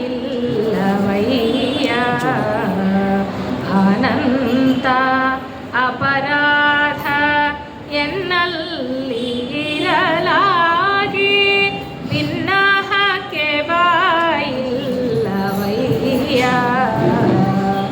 ಅನಂತ ಅಪರಾಧ ಎನ್ನಲ್ಲಿ ಇರಲಾಗಿ. ಭಿನ್ನಹಕ್ಕೆ ಬಾಯಿಲ್ಲವಯ್ಯ, ಶಿಶುಮೋಹ ಸತಿ ಮೋಹ ಜನನಿ ಜನಕರ ಮೋಹ. ಶಿಶುಮೋಹ ಸತಿ ಮೋಹ ಜನನಿ ಜನಕರ ಮೋಹ. ರಸಿಕ ಭ್ರಾಂತರ ಮೋಹ ರಾಜ್ಯ ಮೋಹ. ಪಶುಮೋಹ ಭೂಮೋಹ ಬಂಧುವರ್ಗರ ಮೋಹ. ಅಸುರಾರಿ ನಿನ್ನ ಮರೆತೆನೋ ಕಾಯೋ ಶ್ರೀ ಹರಿಯೇ. ಭಿನ್ನಹಕ್ಕೆ ಬಾಯಿಲ್ಲವಯ್ಯ, ಅನ್ನಮದ ಅರ್ಧಮದ ಅಖಿಲ ವೈಭವದ ಮದ. ಮುನ್ನ ಪ್ರಾಯದ ಮದವು ರೂಪು ಮದವು. ತನ ಸತ್ವದ ಮದ ಧಾತ್ರಿ ವಶವಾದ ಮದ. ಇನ್ನೂ ತನಗಿದುರಿಲ್ಲ ವಂತೆಂಬ ಮದದಿಂದ. ಭಿನ್ನಹಕ್ಕೆ ಬಾಯಿಲ್ಲವಯ್ಯ, ಎಷ್ಟು ದೊರಕಿದರು ಮತ್ತಷ್ಟು ಎಂಬಾಸೆ. ಎಷ್ಟು ದೊರಕಿದರು ಮತ್ತಷ್ಟು ಎಂಬಾಸೆ. ಮತ್ತಷ್ಟು ದೊರಕಿದರು ಮತ್ತಷ್ಟರಾಸೆ. ಕಷ್ಟ ಬೇಡೆಂಬಾಸೆ, ಕಡು ಸುಖವ ಕಾಂಬಾಸೆ. ನಷ್ಟ ಜೀವನದಾಸೆ ಪುರಂದರ ವಿಠಲ. ಭಿನ್ನಹಕ್ಕೆ ಬಾಯಿಲ್ಲವಯ್ಯ, ಅನಂತ ಅಪರಾಧ ಎನ್ನಲ್ಲಿ ಇರಲಾಗಿ. ಭಿನ್ನಹಕ್ಕೆ ಬಾಯಿಲ್ಲವಯ್ಯ.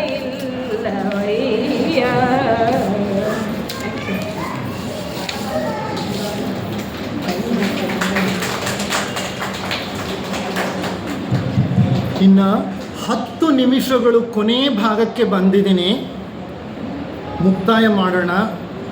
ದಯವಿಟ್ಟು ಮೌನವಾಗಿ ಆಲಿಸಿ, ಯಾಕೆಂದರೆ ಇದು ಸತ್ಸಂಗ. ಸತ್ಯದ ಜೊತೆ ನಾವು ಮಾಡೋ ಸಹವಾಸ. ಜೀವನ ಎಲ್ಲ ಇದೆ ಮಾತನಾಡಲಿಕ್ಕೆ, ಜೀವನ ಎಲ್ಲ ಇದೆ. ಮೌನವಾಗಿ ಇರಲಿಲ್ಲ ಅಂತಂದರೆ ಆ ಡಿವೈನ್ ವೈಬ್ಸು ನಮ್ಮನ್ನು ತಾಗಲ್ಲ. ಆ ಸ್ಪಂದನಗಳು, ಆ ವೈಬ್ರೇಷನ್ಸೇ ಬೇರೆ.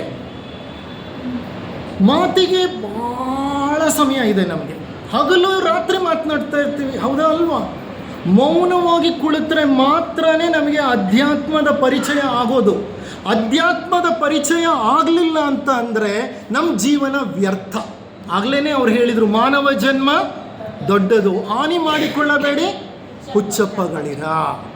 ಸತ್ಸಂಗಕ್ಕೆ ಬಂದು ನಾವು ಮತ್ತೇನೋ ಮಾತಿನಲ್ಲಿ ತೊಡಗಿದ್ರೆ ಅದರಿಂದ ಹೆಚ್ಚು ಪ್ರಯೋಜನ ಖಂಡಿತ ಆಗೋದಿಲ್ಲ. ನೋಡಿ, ನಾವು ಅನಂತ ಯಾತ್ರಿಕರು. ವಾಟ್ ಈಸ್ ಅನಂತ ಯಾತ್ರಿಕ ಅಂದರೆ ಯಾರು? Eternal pilgrim. ನಾವು ಪ್ರಯಾಣ ಮಾಡ್ತಿರೋರು. ಹಿಂದೆ ಎಷ್ಟೋ ಕಾಲ ಪ್ರಯಾಣ ಮಾಡಿದ್ದೀವಿ, ಪ್ರಯಾಣದಲ್ಲಿ ಈಗ ಇಲ್ಲಿ ಬಂದು ಉಳ್ಕೊಂಡಿದ್ದೀವಿ, ಇಲ್ಲಿಂದ ಮತ್ತೆ ಮುಂದೆ ಪ್ರಯಾಣ ಮಾಡ್ತೀವಿ. ಕಾರಣ, ಈ ಅಶಾಶ್ವತವಾದ ಶರೀರದಲ್ಲಿ ಶಾಶ್ವತವಾದ ಒಂದು ಆತ್ಮ ಇದೆ. ಮರಣ ಹೊಂದಿದಾಗ ಅಶಾಶ್ವತವಾದ ಈ ಶರೀರ, ಭೌತ ವಸ್ತುಗಳಿಂದ ಮಾಡಲ್ಪಟ್ಟ ಈ ಶರೀರ ಬಿದ್ದು ಹೋಗುತ್ತೆ, ಕಳಚಿ ಬಿದ್ದು ಹೋಗುತ್ತೆ. ವಿವೇಕಾನಂದರು ಶರೀರವನ್ನು ಬಿಟ್ಟ ನಂತರ ಸೂಕ್ಷ್ಮ ಸ್ಥಿತಿಯಲ್ಲಿ ಮದರಾಸಿನ ರಾಮಕೃಷ್ಣ ಆಶ್ರಮಕ್ಕೆ ಹೋಗಿ ತಮ್ಮ ಮಿತ್ರರಿಗೆ ಹೇಳ್ತಾರೆ. ಅವ್ರ ಫ್ರೆಂಡ್ ಒಬ್ಬರಿದ್ದರು ಅಲ್ಲಿ, ಅವರನ್ನು ಕುರಿತು ಹೇಳ್ತಾರೆ, ನಾನು ನನ್ನ ಶರೀರವನ್ನು ಚೀತು ಅಂತ ಉಗುಳಿ ಬಿಟ್ಟುಬಿಟ್ಟೆ. ಅಂದರೆ ಈ ಶರೀರ ಚೀತು ಅನ್ನೋಂಥ ಶರೀರ. ಕಾರಣ, ಇದರಲ್ಲಿ ಇರೋದೆಲ್ಲ ಅಂಥದ್ದೇ, ಮಜ್ಜೆ, ಮಾಂಸ. ಅದರಲ್ಲಿ ಇರೋಂತಹ ಆ ವಸ್ತುಗಳನ್ನು ಡಾಕ್ಟರ್ಗಳಿಗೆ ಗೊತ್ತು. ಅದನ್ನು ನೀವು ಜ್ಞಾಪಕ ಮಾಡ್ಕೊಂಡು ಬಿಟ್ರೆ, ಅದನ್ನ ಅರ್ಥ ಮಾಡ್ಕೊಂಡು ಬಿಟ್ರೆ, ಇದು ಬಹಳ ಕನಿಷ್ಠವಾದ ಶರೀರ. ಆದರೆ ಈ ಶರೀರ ಅಷ್ಟೇ ಶ್ರೇಷ್ಠವಾದ ಶರೀರ. ಯಾಕೆ ಗೊತ್ತಾ? Your body is the temple of god. ಇದು ಪರಮಾತ್ಮನ ಒಂದು ಆಲಯ. ಹೇಗೆ ಪರಮಾತ್ಮನ ಆಲಯ ಅಂತ ಅಂದರೆ, ನೋಡಿ, ನೀವು ಉಸಿರಾಡ್ತಾ ಇರೋ ತನಕ ನೀವು ಬದುಕಿದ್ದೀರಿ, ಉಸಿರು ತಗೊಂಡು ಉಸಿರು ಬಿಡ್ತೀರಿ. ಈ ಉಸಿರಾಟ ಪ್ರಾರಂಭ ಆಗಿದ್ದು ಯಾವಾಗ ಪ್ರಾರಂಭ ಆಯ್ತಿದ್ದು? ಹುಟ್ಟಿದ ಕ್ಷಣ. ಉಸಿರಾಡಲಿಲ್ಲ ಮಗು ಅಂದರೆ ಡಾಕ್ಟರ್ ಕಾಲ್ ಮೇಲೆ ಇಟ್ಕೊಂಡು ತಲೆ ಕೆಳಗೆ ಮಾಡಿ ಬಾಯಲ್ಲಿರೋದು, ಲಂಗ್ಸಲ್ಲಿರೋದನ್ನೆಲ್ಲ ಏನು ಮಾಡ್ತಾರೆ? ಹೊರಗೆ ತೆಗಿತಾರೆ. ಆವತ್ತು ಪ್ರಾರಂಭ ಆದದ್ದು ಉಸಿರಾಟ ಇವತ್ತಿಗೂ. ಅಂದರೆ ನೀವೆಷ್ಟು ಋಣಿಗಳಾಗಿರಬೇಕು ಶ್ವಾಸಕೋಶಕ್ಕೆ, ನಿಮಗದ್ರ ಬೆಲೆ ಗೊತ್ತಿಲ್ಲ. ಹೃದಯದ ಬಡಿತ ಯಾವಾಗ ಸ್ಟಾರ್ಟ್ ಆಯಿತು? ತಾಯಿ ಹೊಟ್ಟೆಯಲ್ಲಿದ್ದಾಗಲೇ 3 ತಿಂಗಳಲ್ಲೇ ಸ್ಟಾರ್ಟ್ ಆಯಿತು heart beat. Foetal heart beat ಅಂತೀವಿ. ಫೀಟಲ್ ಹಾರ್ಟ್ ಬೀಟ್, ಫೀಟಸ್ ಅಂದರೆ ಭ್ರೂಣ. 3 ತಿಂಗಳಲ್ಲೇ ಸ್ಟಾರ್ಟ್ ಆಗುತ್ತೆ ಹಾರ್ಟ್ ಬೀಟು. ಆವತ್ತು ಸ್ಟಾರ್ಟ್ ಆಗಿದ್ದು ಇವತ್ತಿನವರೆಗೂ ಇನ್ನು ಮುಂದೆಲ್ಲೂ ನಡೆಯುತ್ತೆ. ಎಲ್ಲಿವರೆಗೂ? ಸಾಯೋವರೆಗೂ. ಅಂದರೆ ಈ ಅಂಗಗಳು ಬಹಳ ಶ್ರೇಷ್ಠವಾದ ಅಂಗಗಳು. ಆದರೆ ಈ ಅಂಗಗಳನ್ನು ಹೊಂದಿರುವಂತಹ ಶರೀರದಲ್ಲಿ ಎಲ್ಲ ಬೇರೆ ತ್ಯಾಜ್ಯ ವಸ್ತುಗಳು ತುಂಬಿದೆ. ಆದರೆ ಶರೀರ ಪವಿತ್ರವಾದದ್ದು. ಬೈಬಲ್ ಹೇಳುತ್ತೆ, your body is a temple of god ಅಂತ. ಯಾಕೆ ಅಂತಂದರೆ, ನಾವು ಉಸಿರಾಡ್ತೀವಲ್ಲ, ಉಸಿರನ್ನು ನಿಲ್ಲಿಸಿ ಮತ್ತೆ ನೀವು ಉಸಿರನ್ನು ತಗೊಳ್ಳಿಲ್ಲ ಅಂದರೆ ನೀವು ಸತ್ತು ಹೋದ್ರಿ ಅಂತ ಅರ್ಥ. ನಿಶ್ವಾಸವನ್ನು ಮಾಡಿ ಮತ್ತೆ ಉಚ್ಛ್ವಾಸವನ್ನು ನೀವು ಮಾಡಲಿಲ್ಲ ಅಂದರೆ ಅಲ್ಲಿಗೆ ನೀವು ಮರಣ ಹೊಂದಿದ್ರಿ ಅಂತ. ಆ ಉಚ್ಛ್ವಾಸ ನಿಶ್ವಾಸ ಯಾರು ಗೊತ್ತಾ? ಪ್ರಾಣದೇವರು. ಯಾರು ಪ್ರಾಣದೇವರು? ಹನುಮಂತ. ಹನುಮಂತ ಪ್ರಾಣದೇವರು. ಹನುಮಂತ ಸದಾ ಸಂಚಾರ ಮಾಡ್ತಿದ್ದಾನೆ ನಿಮ್ಮ ಶರೀರದಲ್ಲಿ. ಪ್ರಾಣಗಳಲ್ಲಿ 5 ವಿಧ: ಪ್ರಾಣ, ಅಪಾನ, ವ್ಯಾನ, ಉದಾನ, ಸಮಾನ. ಪ್ರಾಣೋಪಾನ ವ್ಯಾನೋದಾನ ಸಮಾನ ಮೇ ಶುದ್ಧ್ಯಂತಾಂ ಜ್ಯೋತಿರಹಂ ವಿರಜಾ ವಿಪಾಪ್ಮ ಭೂಯಾ ಸಂಸ್ವಾಹ. ಇದು ವಿರಜಾ ಮಂತ್ರ. ವಿರಜಾ ಮಂತ್ರದಲ್ಲಿ 5 ಪ್ರಾಣಗಳನ್ನು ಹೇಳ್ತೇವೆ: ಪ್ರಾಣ, ಅಪಾನ, ವ್ಯಾನ, ಸಮಾನ, ಉದಾನ. ಈ 5 ಪ್ರಾಣಗಳಲ್ಲಿ ಸೂಕ್ಷ್ಮವಾಗಿರೋನು ಯಾರು ಗೊತ್ತಾ? ವಿಷ್ಣು. ಆ ಮಹಾವಿಷ್ಣು ಅಲ್ಲಿರೋದ್ರಿಂದಲೇ ನಮ್ಮ ಶರೀರ ಹೀಗಿರೋದು. ನಮ್ಮ ಶರೀರ ಮಾಡಲ್ಪಟ್ಟಿರೋದು ಪ್ರೋಟೀನ್ಗಳಿಂದ. ಪ್ರತಿ ಪ್ರೋಟೀನಲ್ಲಿ ನೈಟ್ರೋಜನ್, ಆಕ್ಸಿಜನ್, ಕಾರ್ಬನ್, ಹೈಡ್ರೋಜನ್, ಈ 4 ಮೂಲ ವಸ್ತುಗಳು, ಅಣುಗಳಿರುತ್ತವೆ. ಆ ಅಣುಗಳನ್ನು ಒಂದಕ್ಕೊಂದು ಸೇರಿಸಿ ಇಟ್ಟಿರುವಂತಹ ಬಂಧನ ಶಕ್ತಿ ಇದೆಯಲ್ಲ, ಅದು ವಿಷ್ಣು. ಆ ಪ್ರೋಟೀನ್ಗಳು ಒಂದಕ್ಕೊಂದು ಸೇರಿಕೊಂಡು ಅಣುಗಳು ಇದ್ದರೆ ಪ್ರೋಟೀನ್ಗಳು. ಆ ಪ್ರೋಟೀನ್ಗಳಿಂದ ಈ ಶರೀರ ಮಾಡಲ್ಪಟ್ಟಿರೋದು. ಆ ಬಂಧನ ಶಕ್ತಿ ವಿಷ್ಣು. ಅದನ್ನು ಫೋಹತ್ ಅಂತ ಸಹ ಕರೀತಾರೆ. ಅಂದರೆ ವಿಷ್ಣು ಇದ್ದಾನೆ, ಸೂಕ್ಷ್ಮ ಪ್ರಾಣವಾಗಿದ್ದಾನೆ. ಶಿವ ಎಲ್ಲಿದ್ದಾನೆ? ನಮ್ಮ ಆತ್ಮವೇ ಶಿವ. ಆತ್ಮ ಹೃದಯದಲ್ಲಿದ್ದಾನೆ, ಶಿವನಾಗಿ ನೆಲೆಸಿದ್ದಾನೆ. ಮರಣ ಹೊಂದಿದಾಗ ಹೃದಯ ಏನಾಗುತ್ತೆ? ನಿಂತು ಹೋಗುತ್ತೆ. ಹೃದಯ ನಿಂತಾಗ ಏನಾಗತ್ತೆ? ಶಿವ ಹೊರಟು ಹೋಗ್ತಾನೆ, ಅದಕ್ಕೆ ಹೃದಯ ನಿಂತೋಗುತ್ತೆ. ಶಿವ ಏನು ಮಾಡ್ತಾನೆ? ತೀರ್ಮಾನಕ್ಕೆ ಬರ್ತಾನೆ. ಹರಿದ ಬಟ್ಟೆಯನ್ನು ಎಸೆದು ಹೊಸ ಬಟ್ಟೆಯನ್ನು ನಾವು ಹಾಕ್ಕೋತಿರ್ವಲ್ಲ, ಭಗವದ್ಗೀತೆಯಲ್ಲಿ ಬರುತ್ತೆ ವಾಸಾಂಸಿ ಜೀರ್ಣಾನಿ. ನಾನು ಆ ಶ್ಲೋಕ ಹೇಳಲ್ಲ. ವಾಸಾಂಸಿ ಜೀರ್ಣಾನಿ ಅಂದರೆ ಸೌದು ಹೋದಂಥ ಬಟ್ಟೆಯನ್ನು ಎತ್ತಿ ಬಿಸಾಕಿ ಹೊಸ ಶರೀರವನ್ನು ಹಾಕ್ಕೊಳ್ಳೋ ಹಾಗೆ ಶಿವನಿಗೆ ಸಾಕಾಗತ್ತೆ ಈ ಶರೀರ, ಆತ್ಮನಿಗೆ ಸಾಕಾಗತ್ತೆ ಈ ಶರೀರ ಬೇಡ ಅಂತ ಬಿಟ್ಟುಬಿಡ್ತಾನೆ. ಹೃದಯ ನಿಂತು ಹೋಗುತ್ತೆ. ಅಂದರೆ ಮರಣ ಆದಾಗ ಶಿವ ಹೊರಟೋಗ್ತಾನೆ. ಶಿವ ಹೊರಗೋದ್ಮೇಲೆ ಇದನ್ನೇನಂತ ಕರಿತೀವಿ ನಾವು? ಶವ ಅಂತ ಕರಿತೀವಿ. No more Shiva is there. ಉಸಿರಾಟ ನಿಂತೋಗುತ್ತೆ. ಅಂದರೆ ಹನುಮಂತ ಶರೀರದಿಂದ ಹೊರಟು ಹೋಗ್ತಾನೆ. ಇನ್ನು ಬ್ರಹ್ಮ, ಯಾರು ಬ್ರಹ್ಮ? ಒಳಗಡೆ ಸೃಷ್ಟಿಕ್ರಿಯೆ ನಡೀತಾ ಇದೆ. ಪ್ರತಿ ಸೆಕೆಂಡಿಗೆ ಕೋಟ್ಯಾಂತರ ಜೀವಕೋಶಗಳು ಉತ್ಪತ್ತಿ ಆಗ್ತಿದೆ, ಕೋಟ್ಯಾಂತರ ಜೀವಕೋಶಗಳು ಸಾಯ್ತಾ ಇದೆ ನಮ್ಮ ಶರೀರದಲ್ಲಿ. ಶರೀರದಲ್ಲಿ ತೊಟ್ಟಿಲು ಇದೆ, ಶರೀರದಲ್ಲಿ ಸ್ಮಶಾನನೂ ಇದೆ. ಈಗ ಬ್ಲಡ್ ಸೆಲ್ಸ್ ಕೌಂಟ್ ತಗೋತಿರಲ್ಲ ನೀವು, ಆ ಬ್ಲಡ್ ಸೆಲ್ಗಳು ಉತ್ಪತ್ತಿ ಆಗ್ತಾ ಇರುತ್ತೆ, ಬೆಳೀತಾ ಇರ್ತವೆ, ಸಾಯ್ತಾ ಇರ್ತವೆ. ಈ ಹುಟ್ಟು ಬೆಳವಣಿಗೆ ಸಾಯೋದ್ರಲ್ಲಿ ವ್ಯತ್ಯಾಸ ಆದರೆ, ಹುಟ್ಟೋದು ಕಡಿಮೆಯಾಗಿ ಸಾಯೋದು ಜಾಸ್ತಿ ಆದರೆ ರಕ್ತ ಕಣಗಳ ಸಂಖ್ಯೆ ಏನಾಗುತ್ತೆ ಹೇಳಿ? ಕಡಿಮೆ ಆಗುತ್ತೆ ಸರ್. RBC ಕೌಂಟ್ ಕಡಿಮೆ ಇದೆ ಸರ್. ಯಾಕೆ ಕಡಿಮೆ ಇದೆ? ಹುಟ್ಟೋದು ಕಡಿಮೆ ಆಯಿತು, ಸಾಯೋದು? ಅದಕ್ಕೆ ಕಾರಣಗಳಿರ್ಬೋದು. ಅಂದರೆ ಈ ಶರೀರದಲ್ಲಿ ಕ್ಷಣ ಕ್ಷಣ ಕ್ಷಣ ಕ್ಷಣವೂ ಹುಟ್ಟುತ್ತಾ ಇರುತ್ತೆ, ಸಾಯ್ತಾ ಇರುತ್ತೆ. ಒಬ್ಬ ವಿಜ್ಞಾನಿ ಅಲೆಕ್ಸಿಸ್ ಕ್ಯಾರೆಲ್ ಅಂತ, ನೋಬೆಲ್ ಪ್ರೈಸ್ನ ಪಡೆದಂತಹ ಒಬ್ಬ ಡಾಕ್ಟರ್, ಆತ ಒಂದು ಪುಸ್ತಕ ಬರೀತಾನೆ, ಮ್ಯಾನ್ ದ ಅನ್ನೋನ್ ಅಂತ.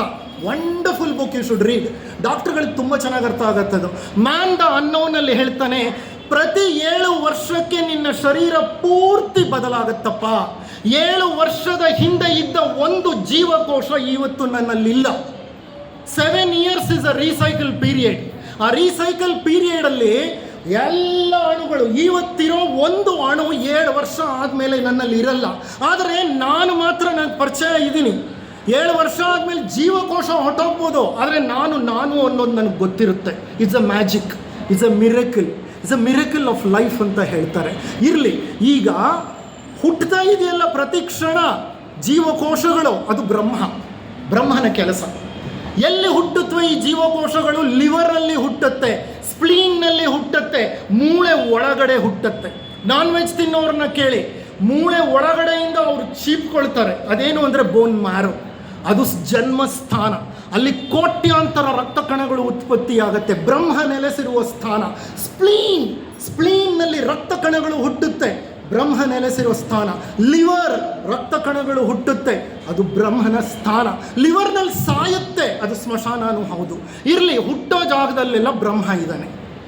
ಮರಣ ಆದಾಗ ಬ್ರಹ್ಮ ಹೊರಟೋಗ್ತಾನೆ. ಹುಟ್ಟು ಮತ್ತೆ ಜೀವಕೋಶಗಳು ಹುಟ್ಟೋದಿಲ್ಲ. ಸರಿ, ಈಗ ಶಿವ ಹೊರಟೋದ್ಮೇಲೆ ವಿಷ್ಣು ಹೇಳ್ದ, ಪ್ರಾಣದೇವರು, ನನಗೇನು ಕೆಲಸ ಇಲ್ಲಿ? ಶಿವನೇ ಇಲ್ಲದೆ ಇರೋವಾಗ ಅವನು ಹೊರಟೋದ. ವಿಷ್ಣು ಹೊರಟೋದ್ಮೇಲೆ, ಅರೆ ವಿಷ್ಣುವೇ ಹೊರಟೋದ, ಇನ್ನು ನಾನು ಯಾಕೆ ಹುಟ್ಟೋ ಕ್ರಿಯೆಯನ್ನು ನಾನು ಯಾಕೆ ಮಾಡಿಸ್ಬೇಕು? ಬ್ರಹ್ಮ ಹೊರಟೋದ. ಉಸಿರಾಡ್ತಾ ಇದ್ದಿದ್ದು ನಿಂತೋಯ್ತು, ಹನುಮಂತ ಹೊರಟೋದ. ನಮ್ಮಲ್ಲಿ ದುರ್ಗೆ ಇದ್ದಾಳೆ. ದುರ್ಗೆ ಎಲ್ಲಿದ್ದಾಳೆ? ಕುಂಡಲಿನಿ ಶಕ್ತಿಯಾಗಿ ಸುಷುಮ್ನಾ ನಾಳದ ಕೆಳಗೆ ಮೂಲಾಧಾರ ಚಕ್ರದಲ್ಲಿ ಕುಳಿತಿದ್ದಾಳೆ. ಸಪ್ತ ಚಕ್ರಗಳನ್ನು ಕೇಳಿದ್ದೀರಾ ನೀವು? ಎನರ್ಜಿ ಫೀಲ್ಡ್ಸ್ ಅದು. ಬೆನ್ನು ಮೂಳೆಯ ಕೆಳಭಾಗದಲ್ಲಿ ಮೂಲಾಧಾರ ಚಕ್ರವಿದೆ, ಶಕ್ತಿ ಚಕ್ರ ಅದು, ಪ್ರಾಣ ಚಕ್ರ ಅದು. ಆ ಮೂಲಾಧಾರ ಚಕ್ರದಲ್ಲಿ ಕುಂಡಲಿನಿ ಶಕ್ತಿ ಇದೆ. It is called vital energy. ಕುಂಡಲಿನಿ ಒಳಗಿರ್ತಾಳೆ, ಯಾವಾಗಲೂ ಸುಪ್ತವಾಗಿರ್ತಾಳೆ. ನಮ್ಮಂಥವರಲ್ಲಂತೂ ಪೂರ್ತಿ ಸುಪ್ತವಾಗಿರ್ತಾಳೆ. ಯೋಗಿಗಳಲ್ಲದೇನಾಗುತ್ತೆ? ಮೇಲಿರುತ್ತೆ. ಕುಂಡಲಿನಿ ಮೇಲೇರಿ ಸುಷುಮ್ನಾ ಚಕ್ರದಿಂದ ಸ್ವಾದಿಷ್ಠಾನದಿಂದ ಮಣಿಪುರದಿಂದ ಅನಾಹತದಿಂದ ಆಜ್ಞಾಚಕ್ರದಿಂದ ಸಹಸ್ರಾರ ಚಕ್ರ ಹೊರಹೊರಟೋಗುತ್ತೆ. ಅದೇ ಜ್ಞಾನೋದಯ ಅಂತ ಹೇಳೋದು ನಾವು. ಅದನ್ನೇ ಮೋಕ್ಷ ಅಂತ ಹೇಳೋದು. ಅದನ್ನೇ ನಾವು ಬಹಳ ಶ್ರೇಷ್ಠವಾದ ಒಂದು ಕ್ರಿಯೆ. ಪ್ರತಿ ಮನುಷ್ಯನಲ್ಲೂ ಕುಂಡಲಿನಿ ಜಾಗೃತವಾಗಬೇಕು. ಆ ಕುಂಡಲಿನಿಯೇ ಶಕ್ತಿ ದೇವತೆ ಅಥವಾ ಪಾರ್ವತಿ. ಯಾವಾಗ ಮರಣ ಸಂಭವಿಸಿ ಆತ್ಮ ಹೊರಟೋಗುತ್ತೋ ಕುಂಡಲಿನಿ ಏನು ಹೇಳ್ತಾಳೆ, ಶಕ್ತಿ ದೇವತೆ ಏನು ಹೇಳ್ತಾಳೆ, ಇಲ್ಲಿ ನನಗೇನು ಕೆಲಸ? ಶಿವನಿಲ್ಲ, ವಿಷ್ಣುವಿಲ್ಲ, ಬ್ರಹ್ಮನಿಲ್ಲ, ಹನುಮಂತ, ಪ್ರಾಣದೇವರಾದ ಹನುಮಂತನೂ ಇಲ್ಲ, ಇಲ್ಲಿ ನನಗೇನು ಕೆಲಸ ಅಂತ ಕುಂಡಲಿನೂ ಹೊರಟೋಗುತ್ತೆ, ದುರ್ಗೆ ಹೊರಟೋಗ್ತಾಳೆ. ಇದೆಲ್ಲ ಆಗೋ ಹೊತ್ತಿಗೆ ನಮ್ಮ ಬುದ್ಧಿ, ನಮ್ಮ ವಿದ್ಯೆ ಏನಾಗುತ್ತೆ? ನಾವು ಮರ್ತೋಗಿರ್ತೀವಿ. ಸತ್ತೋಗಿರೋ ಹೆಣದ ಮುಂದೆ ನಿಂತು ನೀವು ಏನೇ ರೋಧಿಸಿದ್ರು, ಏನೇ ಪ್ರಶ್ನೆ ಕೇಳಿದ್ರು ಉತ್ತರ ಹೇಳುತ್ತಾ? ಅದರಲ್ಲಿ ವಿದ್ಯೆನೂ ಇಲ್ಲ, ಬುದ್ಧಿನೂ ಇಲ್ಲ. ಸರಸ್ವತಿ ಇಲ್ಲಿ ನನಗೇನು ಕೆಲಸ ಅಂತ ಸರಸ್ವತಿ ಹೊರಟೋಗ್ತಾಳೆ. ಇದೆಲ್ಲ ಹೋದ್ಮೇಲೆ ಶರೀರ ಏನಾಗಿ ಕಾಣುತ್ತೆ? ಬದುಕಿರೋ ಥರ ಕಾಣುತ್ತಾ, ಸತ್ತಾಗಿ ಕಾಣುತ್ತಾ? ಸತ್ತು ಹೋಗಿದೆ, ಅದು ಕೊರಡು. ಸತ್ತ ಒಂದು ಮರದ ಕೊರಡಿದ್ದ ಹಾಗಿರುತ್ತೆ. ಅಲ್ಲಿಗೆ ಲಕ್ಷ್ಮಿ ಹೊರಟೋದ್ಲು. ಯಾರು ಲಕ್ಷ್ಮಿ? ದೇಹ ಸಿರಿ, ಶರೀರದ ಸಿರಿ ಇದೆಯಲ್ಲ, ದ ಬ್ಯೂಟಿಫುಲ್ ಬಾಡಿ ಇದೆಯಲ್ಲ, the beauty of the body is given by Lakshmi. ಅದನ್ನು ಶರೀರ ಸಿರಿ ಅಂತ ಕರೀತಾರೆ, ದೇಹ ಸಿರಿ ಅಂತ ಕರೀತಾರೆ. It is a wealth of your body. Lakshmi ಹೇಳ್ತಾಳೆ, ಎಲ್ಲ ಹೋದ್ಮೇಲೆ ನಾನೇನು ಮಾಡಲಿ ಇಲ್ಲಿ? ಲಕ್ಷ್ಮಿನೂ ಹೊರಟೋಗ್ತಾಳೆ. ನಿಮ್ಮ ಶರೀರ ಒಂದು ದಿವಸ ಬಿಡಿ ವಾಸನೆ ಬರಲಿಕ್ಕೆ ಸ್ಟಾರ್ಟ್ ಆಗುತ್ತೆ. ನೀವು ಫ್ರೀಝರಲ್ಲಿ ಇಟ್ಟರೆ ಅದು ಬೇರೆ ವಿಷಯ. ಫ್ರೀಝರಲ್ಲಿ ಇಡಲಿಲ್ಲ ಅಂದರೆ ವಿಷ್ಣು ಹೊರಟೋಗಿದ್ದಾನೆ, ಪ್ರೋಟೀನ್ಗಳೆಲ್ಲ ಒಡೆದೋಗ್ತದೆ. ಪಂಚಭೂತಗಳಿಂದ ಮಾಡಲ್ಪಟ್ಟ ಈ ಶರೀರ ಪಂಚಭೂತಗಳಿಗೆ ಹೋಗಿ ಸೇರ್ಕೊಂಡು ಬಿಡುತ್ತೆ. ಆತ್ಮ ಶರೀರವನ್ನು ಯಾವಾಗಲೂ ಬಿಟ್ಟು ಹೋಯ್ತು. ಶಿವ ಹೊರಟು ಹೋದ. ಎಲ್ಲಿ ಹೋಗ್ತಾನೆ ಶಿವ? ಪ್ರಾಣ ಶರೀರವನ್ನು ಹೋಗಿ ಸೇರ್ತಾನೆ. ಸ್ಥೂಲ ಶರೀರವನ್ನು ಬಿಟ್ಟು ಶಿವ ಪ್ರಾಣ ಶರೀರವನ್ನು ಸೇರ್ತಾನೆ. ಏನು ಪ್ರಾಣ ಶರೀರ ಅಂದರೆ? ಪಂಚ ಶರೀರಗಳಿದೆ. ನಮ್ಮ ಮಕ್ಕಳಿಗೆ ಇದೇನು ಕಲಿಸ್ಕೊಟ್ಟಿಲ್ಲ, ನಮ್ಮ ಉಪನಿಷತ್ತುಗಳಲ್ಲಿದೆ. ಅನ್ನಮಯ, ಪ್ರಾಣಮಯ, ಮನೋಮಯ, ವಿಜ್ಞಾನಮಯ, ಆನಂದಮಯ ಮೇ ಶುದ್ಧ್ಯಂತಾಂ ಜ್ಯೋತಿರಹಂ ವಿರಜಾ ವಿಪಾಪ್ಮ ಭೂಯಾಸಂ ಸ್ವಾಹ. ಅನ್ನಮಯ ಕೋಶ ಈ ಶರೀರ. ಪ್ರಾಣಮಯ ಇದು ಸುತ್ತಲೂ ಇರುವಂತಹ ಸೂಕ್ಷ್ಮ ಶರೀರ. ಮನೋಮಯ ಅದಕ್ಕಿಂತ ಸೂಕ್ಷ್ಮ. ವಿಜ್ಞಾನಮಯ ಅದಕ್ಕಿಂತ ಸೂಕ್ಷ್ಮ. ಆನಂದಮಯ ಆತ್ಮ ಶರೀರ. ಅದು ಪಂಚಕೋಶಗಳಿಂದ ಮಾಡಲ್ಪಟ್ಟ ಈ ಶರೀರ. ಇದು ಹೇಗೆ ಅಂದರೆ ಈರುಳ್ಳಿ ಸಿಪ್ಪೆ ಸುಲಿದ ಹಾಗೆ. ಹೊರಗಿರೋ ಸಿಪ್ಪೆ ಈ ಶರೀರ, ಅದ್ರ ಒಳಗಿರೋ ಸಿಪ್ಪೆ ಪ್ರಾಣ ಶರೀರ, ಅದ್ರ ಒಳಗಡೆ ಇರೋದು ಮನೋ ಶರೀರ, ಅದ್ರ ಒಳಗಡೆ ಇರೋದು ವಿಜ್ಞಾನಮಯ ಶರೀರ, ಅದ್ರ ಒಳಗಡೆ ಇರೋದು ಆನಂದಮಯ ಶರೀರ. ಅಲ್ಲಿ ಆತ್ಮ ಇರುತ್ತೆ. ಮರಣ ಆದಾಗ ಆತ್ಮ ಈ ಹೊರಗಿನ ಶರೀರವನ್ನು ಬಿಟ್ಟುಬಿಡುತ್ತೆ. ಬಿಟ್ಬಿಟ್ಟು ಏನಾಗುತ್ತೆ? ಪ್ರಾಣ ಶರೀರವನ್ನು ಹೋಗಿ ಸೇರುತ್ತೆ. ಅಲ್ಲಿ ಅದು ಪ್ರೇತವಾಗಬಹುದು, ಭೂತವಾಗಬಹುದು, ಅಥವಾ ಮರಣದ ಬಗ್ಗೆ ಯಾರಿಗೆ ಪರಿಜ್ಞಾನವಿದೆಯೋ ಅವರು ಆ ಪ್ರಾಣ ಶರೀರವನ್ನು ಹೊತ್ಕೊಂಡು ಉನ್ನತ ಲೋಕಗಳಿಗೆ ಹೊರಟು ಹೋಗ್ಬೋದು. ಯಾರಿಗೆ ಮರಣ ಅಂದರೆ ದಿಗಿಲು ಭಯ ಇರುತ್ತೋ, ಯಾರಿಗೆ ವ್ಯಾಮೋಹಗಳಿರುತ್ತೋ, ಆವಾಗ ಏನಾಗತ್ತೆ ಅಂದರೆ ಹೊರಗೆ ಹೋದ ಪ್ರಾಣ ಶರೀರ ಪುನಃ ಬಂದು ಶರೀರದಲ್ಲಿ ಸೇರ್ಕೊಳ್ಳಿಕ್ಕೆ ಪ್ರಯತ್ನ ಪಡುತ್ತೆ. Follow me, this very important. ಯಾರು ವ್ಯಾಮೋಹಗಳನ್ನು ಹೆಚ್ಚಾಗಿ ಹೊತ್ಕೊಂಡಿರ್ತಾರೋ, ಸಾಯೋವಾಗಲೂ ಹಣದ ಬಗ್ಗೆ, ಪತಿಯ ಬಗ್ಗೆ, ಪತ್ನಿಯ ಬಗ್ಗೆ, ಮಕ್ಕಳ ಬಗ್ಗೆ ವ್ಯಾಮೋಹವನ್ನು ಹೊಂದಿರ್ತಾರೋ ಅವರಿಗೆ ಈ ಶರೀರ ಬಿಟ್ಟು ಹೋಗ್ಲಿಕ್ಕೆ ಇಷ್ಟ ಆಗಲ್ಲ. ಅವರು ಪ್ರೇತವಾಗಿದ್ದರೂ ಬಂದು ಬಂದು ನುಗ್ತಾರೆ ಒಳಗಡೆಗೆ. ಆದರೆ ಪ್ರಾಣ ಶರೀರಕ್ಕೂ ಅನ್ನಮಯ ಕೋಶಕ್ಕೂ ಮಧ್ಯೆ ರಜತ ತಂತು ಅಂತ ಒಂದು ಸೇತುವೆ ಇರುತ್ತೆ, ಸಿಲ್ವರ್ ಕಾರ್ಡ್. ಸತ್ತಾಗ ಸಿಲ್ವರ್ ಕಾರ್ಡ್ ಕಟ್ಟಾಗೋಗಿರುತ್ತೆ. ಇದು ಹೇಗೆ ಅಂದರೆ ಈ ಊರಿಗೂ ಆ ಊರಿಗೂ ಹೋಗೋಕ್ಕೆ ಮಧ್ಯೆ ಒಂದೇ ಒಂದು ಸೇತುವೆ ಇದೆ. ಆ ಸೇತುವೆ ದಾಟ್ ಹೋದರೆ ಆ ಊರಿಗೆ. ಸೇತುವೆನ ಒಡೆದಾಕ್ಬಿಟ್ರೆ ಏನಾಗುತ್ತೆ? ಹಾಗೆ ಪ್ರಾಣ ಶರೀರಕ್ಕೂ ಸ್ಥೂಲ ಶರೀರಕ್ಕೂ ಮಧ್ಯೆ ಸೇತುವೆ ರಜತ ತಂತು. ನಾವು ಮರಣ ಹೊಂದಿದಾಗ ರಜತ ತಂತು ಕಟ್ಟಾಗ್ಬಿಟ್ಟಿರುತ್ತೆ. ಈಗ ಇದು ಮತ್ತೆ ಬಂದು ಸೇರ್ಕೊಳ್ಳೋಕೆ ಟ್ರೈ ಮಾಡುತ್ತೆ. ಆದರೆ ರಜತ ತಂತು ಬ್ರಿಡ್ಜ್ ಏನಾಗಿದೆ? ಅದು ಬಹಳ ಬಾರಿ ಟ್ರೈ ಮಾಡುತ್ತೆ. ಕೊನೆಗೆ ಅರ್ಥ ಆಗುತ್ತೆ, ನಾನು ಸತ್ತು ಹೋಗಿದ್ದೀನಿ. ಆ ಸತ್ತು ಹೋಗಿದ್ದೀನಿ ಅಂತ ಅರ್ಥ ಅದು ಕಾಣುತ್ತೆ. ಎಲ್ಲ ಆ ಪ್ರೇತಕ್ಕೆ ಕಾಣುತ್ತೆ. ನಾವು ನಿಂತಿರೋದು ಕಾಣುತ್ತೆ, ನಾವು ಅಳ್ತಿರೋದು ಕಾಣುತ್ತೆ, ನಾವು ರೋಧಿಸುತ್ತಿರೋದು ಕಾಣಿಸುತ್ತೆ. ಅದಕ್ಕೆ ಹೇಳೋದು, ದುಃಖ ಪಡಬೇಡಿ, ಅಳಬೇಡಿ, ರೋಧಿಸಬೇಡಿ. ಯಾಕೆ ಅಂದರೆ ನೀವೇನು ಮಾಡ್ತಿರೋ ಅದು ಏನು ಮಾಡುತ್ತೆ? ಅದನ್ನೇ ಮಾಡುತ್ತೆ. ಅದಕ್ಕೂ ದುಃಖ ಉಂಟಾಗುತ್ತೆ, ಅದು ರೋಧಿಸುತ್ತೆ. ಹಾಗಾಗಿ ಶವದ ಮುಂದೆ ಮೌನವಾಗಿ ಸ್ಥಿತಪ್ರಜ್ಞರಾಗಿರಬೇಕು. ಆಗ ಹಲವು ಬಾರಿ ಪ್ರಯತ್ನ ಪಟ್ಟ ಆ ಪ್ರೇತ ಏನು ಮಾಡುತ್ತೆ?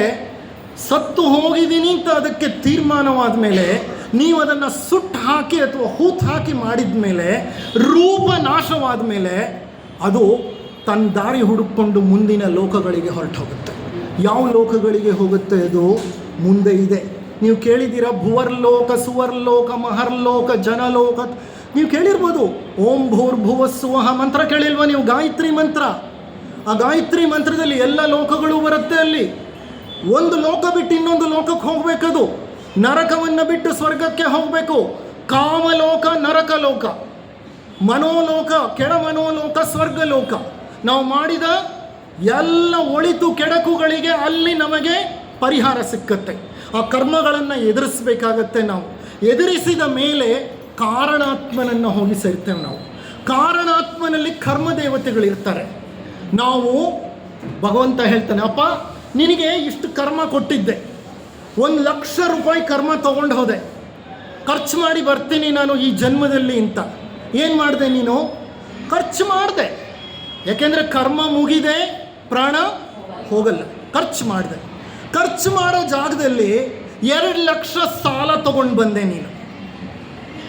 ಆಗಾಮಿ ಕರ್ಮ, ನಿನಗೆ ಪ್ರಾರಬ್ಧ ಕರ್ಮ ಕೊಟ್ಟು ಕಳಿಸ್ದೆ, ಕಳ್ಕೊಂಡು ಬಾ ಅಂತ ಹೇಳಿದೆ.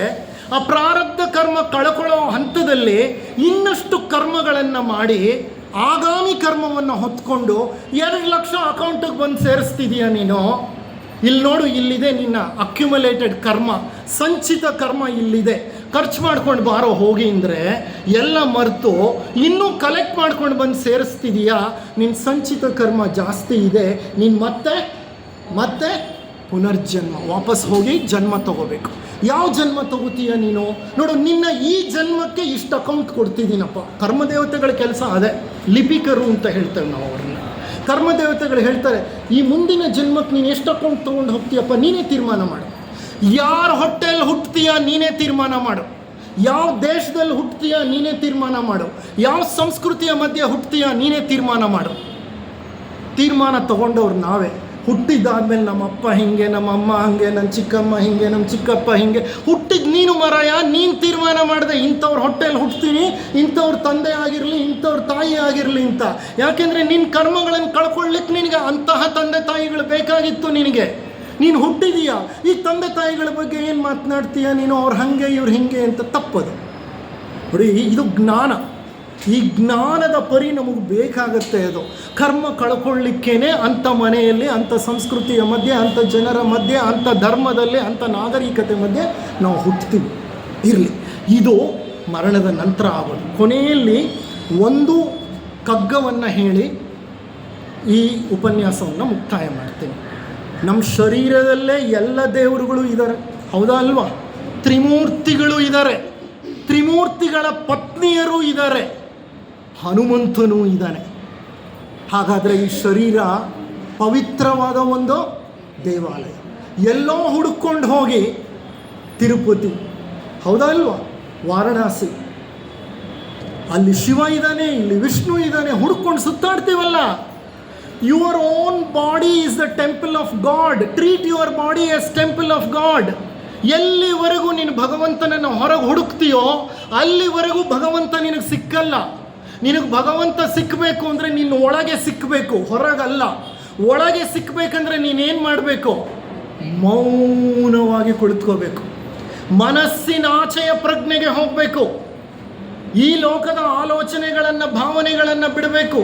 ಎತ್ತರದ ಒಂದು ಪ್ರಜ್ಞೆಯನ್ನು ತಲುಪಬೇಕು. ಆ ಪ್ರಜ್ಞೆಯನ್ನು ತಲುಪಲಿಕ್ಕೆ ಅಧ್ಯಾತ್ಮ ಸಾಧನೆ ಮಾಡಿ, ಸತ್ಸಂಗಗಳನ್ನು ಅಟೆಂಡ್ ಮಾಡಿ, ಸ್ವಾಧ್ಯಾಯವನ್ನು ಮಾಡಿ, ಧ್ಯಾನವನ್ನು ಮಾಡಿ, ಸೇವೆಯನ್ನು ಮಾಡಿ. ನಮ್ಮ ಥಿಯೋಸಾಫಿಕಲ್ ಸೊಸೈಟಿಯಲ್ಲಿ ನಾವು ಹೇಳ್ತೇವೆ, ನೀವು ಉದ್ಧಾರ ಆಗಬೇಕು ಅಂತಂದರೆ, ಅಧ್ಯಾತ್ಮದಲ್ಲಿ ಮುಂದುವರಿಬೇಕು ಅಂದರೆ ಒಂದು ಫಾರ್ಮುಲಾ ಇದೆ. ಫಾರ್ಮುಲಾ ಏನು ಗೊತ್ತಾ? SMS. ಕೇಳಿದ್ದೀರಾ SMS ಅಂತ? ಮೆಸೇಜ್ಗಳು ಬರುತ್ತಲ್ಲ ನಮಗೆ, ಅದನ್ನು ನಾವೇನಂತ ಕರಿತೀವಿ? SMS ಫಾಲೋ ಮಾಡಿ ಅಂತೀವಿ. ಏನು ಗೊತ್ತಾ? ಫಸ್ಟ್ ಎಸ್ ಏನು ಗೊತ್ತಾ? ಸ್ಟಡಿ ಅಂದರೆ ಸ್ವಾಧ್ಯಾಯ. ಗ್ರಂಥಗಳ ಅಧ್ಯಯನ ಮಾಡಿ, ಹಡ್ಡೆ ಹೊಡಿಬೇಡಿ, ಸ್ತೋತ್ರಗಳನ್ನು ಹೇಳ್ಕೊಳ್ಳಿ, ಪ್ರಾರ್ಥನೆ ಮಾಡಿ. ನಿಮಗೇನು ಬರುತ್ತೆ ಅಧ್ಯಯನ ಮಾಡಿ. ಎಂತೆಂಥ ಗ್ರಂಥಗಳಿದೆ ನಮ್ಮ ಉಪನಿಷತ್ತುಗಳು, ವೇದಗಳು, ಬ್ರಹ್ಮಸೂತ್ರಗಳು, ಭಾಗವತ, ಎಂತೆಂಥ ಅದ್ಭುತ ಗ್ರಂಥಗಳಿದೆ ನಮಗೆ. ಅಧ್ಯಯನ, ಸ್ಟಡಿ. ಟಿ ವಿ ಮುಂದೆ ಕೂತ್ಕೋಬೇಡಿ ಯಾವಾಗಲೂ, ಪ್ಲೀಸ್. ಕೂತ್ರೂ ಒಳ್ಳೆ ಕಾರ್ಯಕ್ರಮಗಳನ್ನು ನೋಡಿ. ಮೊದಲನೇದು ಎಸ್ ಅಂದರೆ ಸ್ಟಡಿ, ಎಂ ಮೆಡಿಟೇಷನ್, ಧ್ಯಾನ ಮಾಡಿ. ಸಮಯ ಸಿಕ್ಕ ಎಲ್ಲ ಕುಳಿತು ಧ್ಯಾನ ಮಾಡಿ. ನಿಮ್ಮ ವಯಸ್ಸು ಎಷ್ಟಾಗಿದೆಯೋ ಅಷ್ಟು ನಿಮಿಷಗಳ ಕಾಲ ಧ್ಯಾನ ಮಾಡಬೇಕು. ಧ್ಯಾನಕ್ಕೆ ಕೂತ್ಕೊಂಡು 5 ನಿಮಿಷಕ್ಕೆ ಮೇಲೆ ಹೇಳೋದಲ್ಲ. ನಿಮಗೆ 70 ವರ್ಷ ಅಂದರೆ 70 ನಿಮಿಷ ಧ್ಯಾನ ಮಾಡಬೇಕು. 30 ವಯಸ್ಸು ಅಂದರೆ 30 ನಿಮಿಷ ಧ್ಯಾನ ಮಾಡಬೇಕು. Meditation, the study, second thing. S ಆಯಿತು, ಎಂ ಆಯಿತು, ಕೊನೆಯಲ್ಲಿ ಎಸ್. ಎಸ್ ಅಂದರೆ ಸರ್ವೀಸ್. ಸರ್ವೀಸ್ ಅಂದರೆ ಏನು? ಸೇವೆ. ಏನು ಸೇವೆ ಅಂದರೆ ನಾನಿಲ್ಲದೆ ನಡೆಯುವ ಕೆಲಸವೇ ಸೇವೆ. ಎಲ್ಲಿ ಅಹಂ ಇದೆಯೋ, ಎಲ್ಲಿ ನಾನಿದ್ದು ಕೆಲಸ ಮಾಡ್ತೀನೋ ಅದು ಸೇವೆ ಅಲ್ಲ. Service happens when you are absent. ನಾನು ಅಲ್ಲೆಲ್ಲೋ ಗುಟ್ಪಲ್ಲಿಲಿ ಜಾತ್ರೆ ಮಾಡಿದೆ, ಅನ್ನದಾನ ಮಾಡಿದೆ ಅಂತ ಅಂದ್ಕೊಂಡ್ರೆ ಅದು ದಾನ.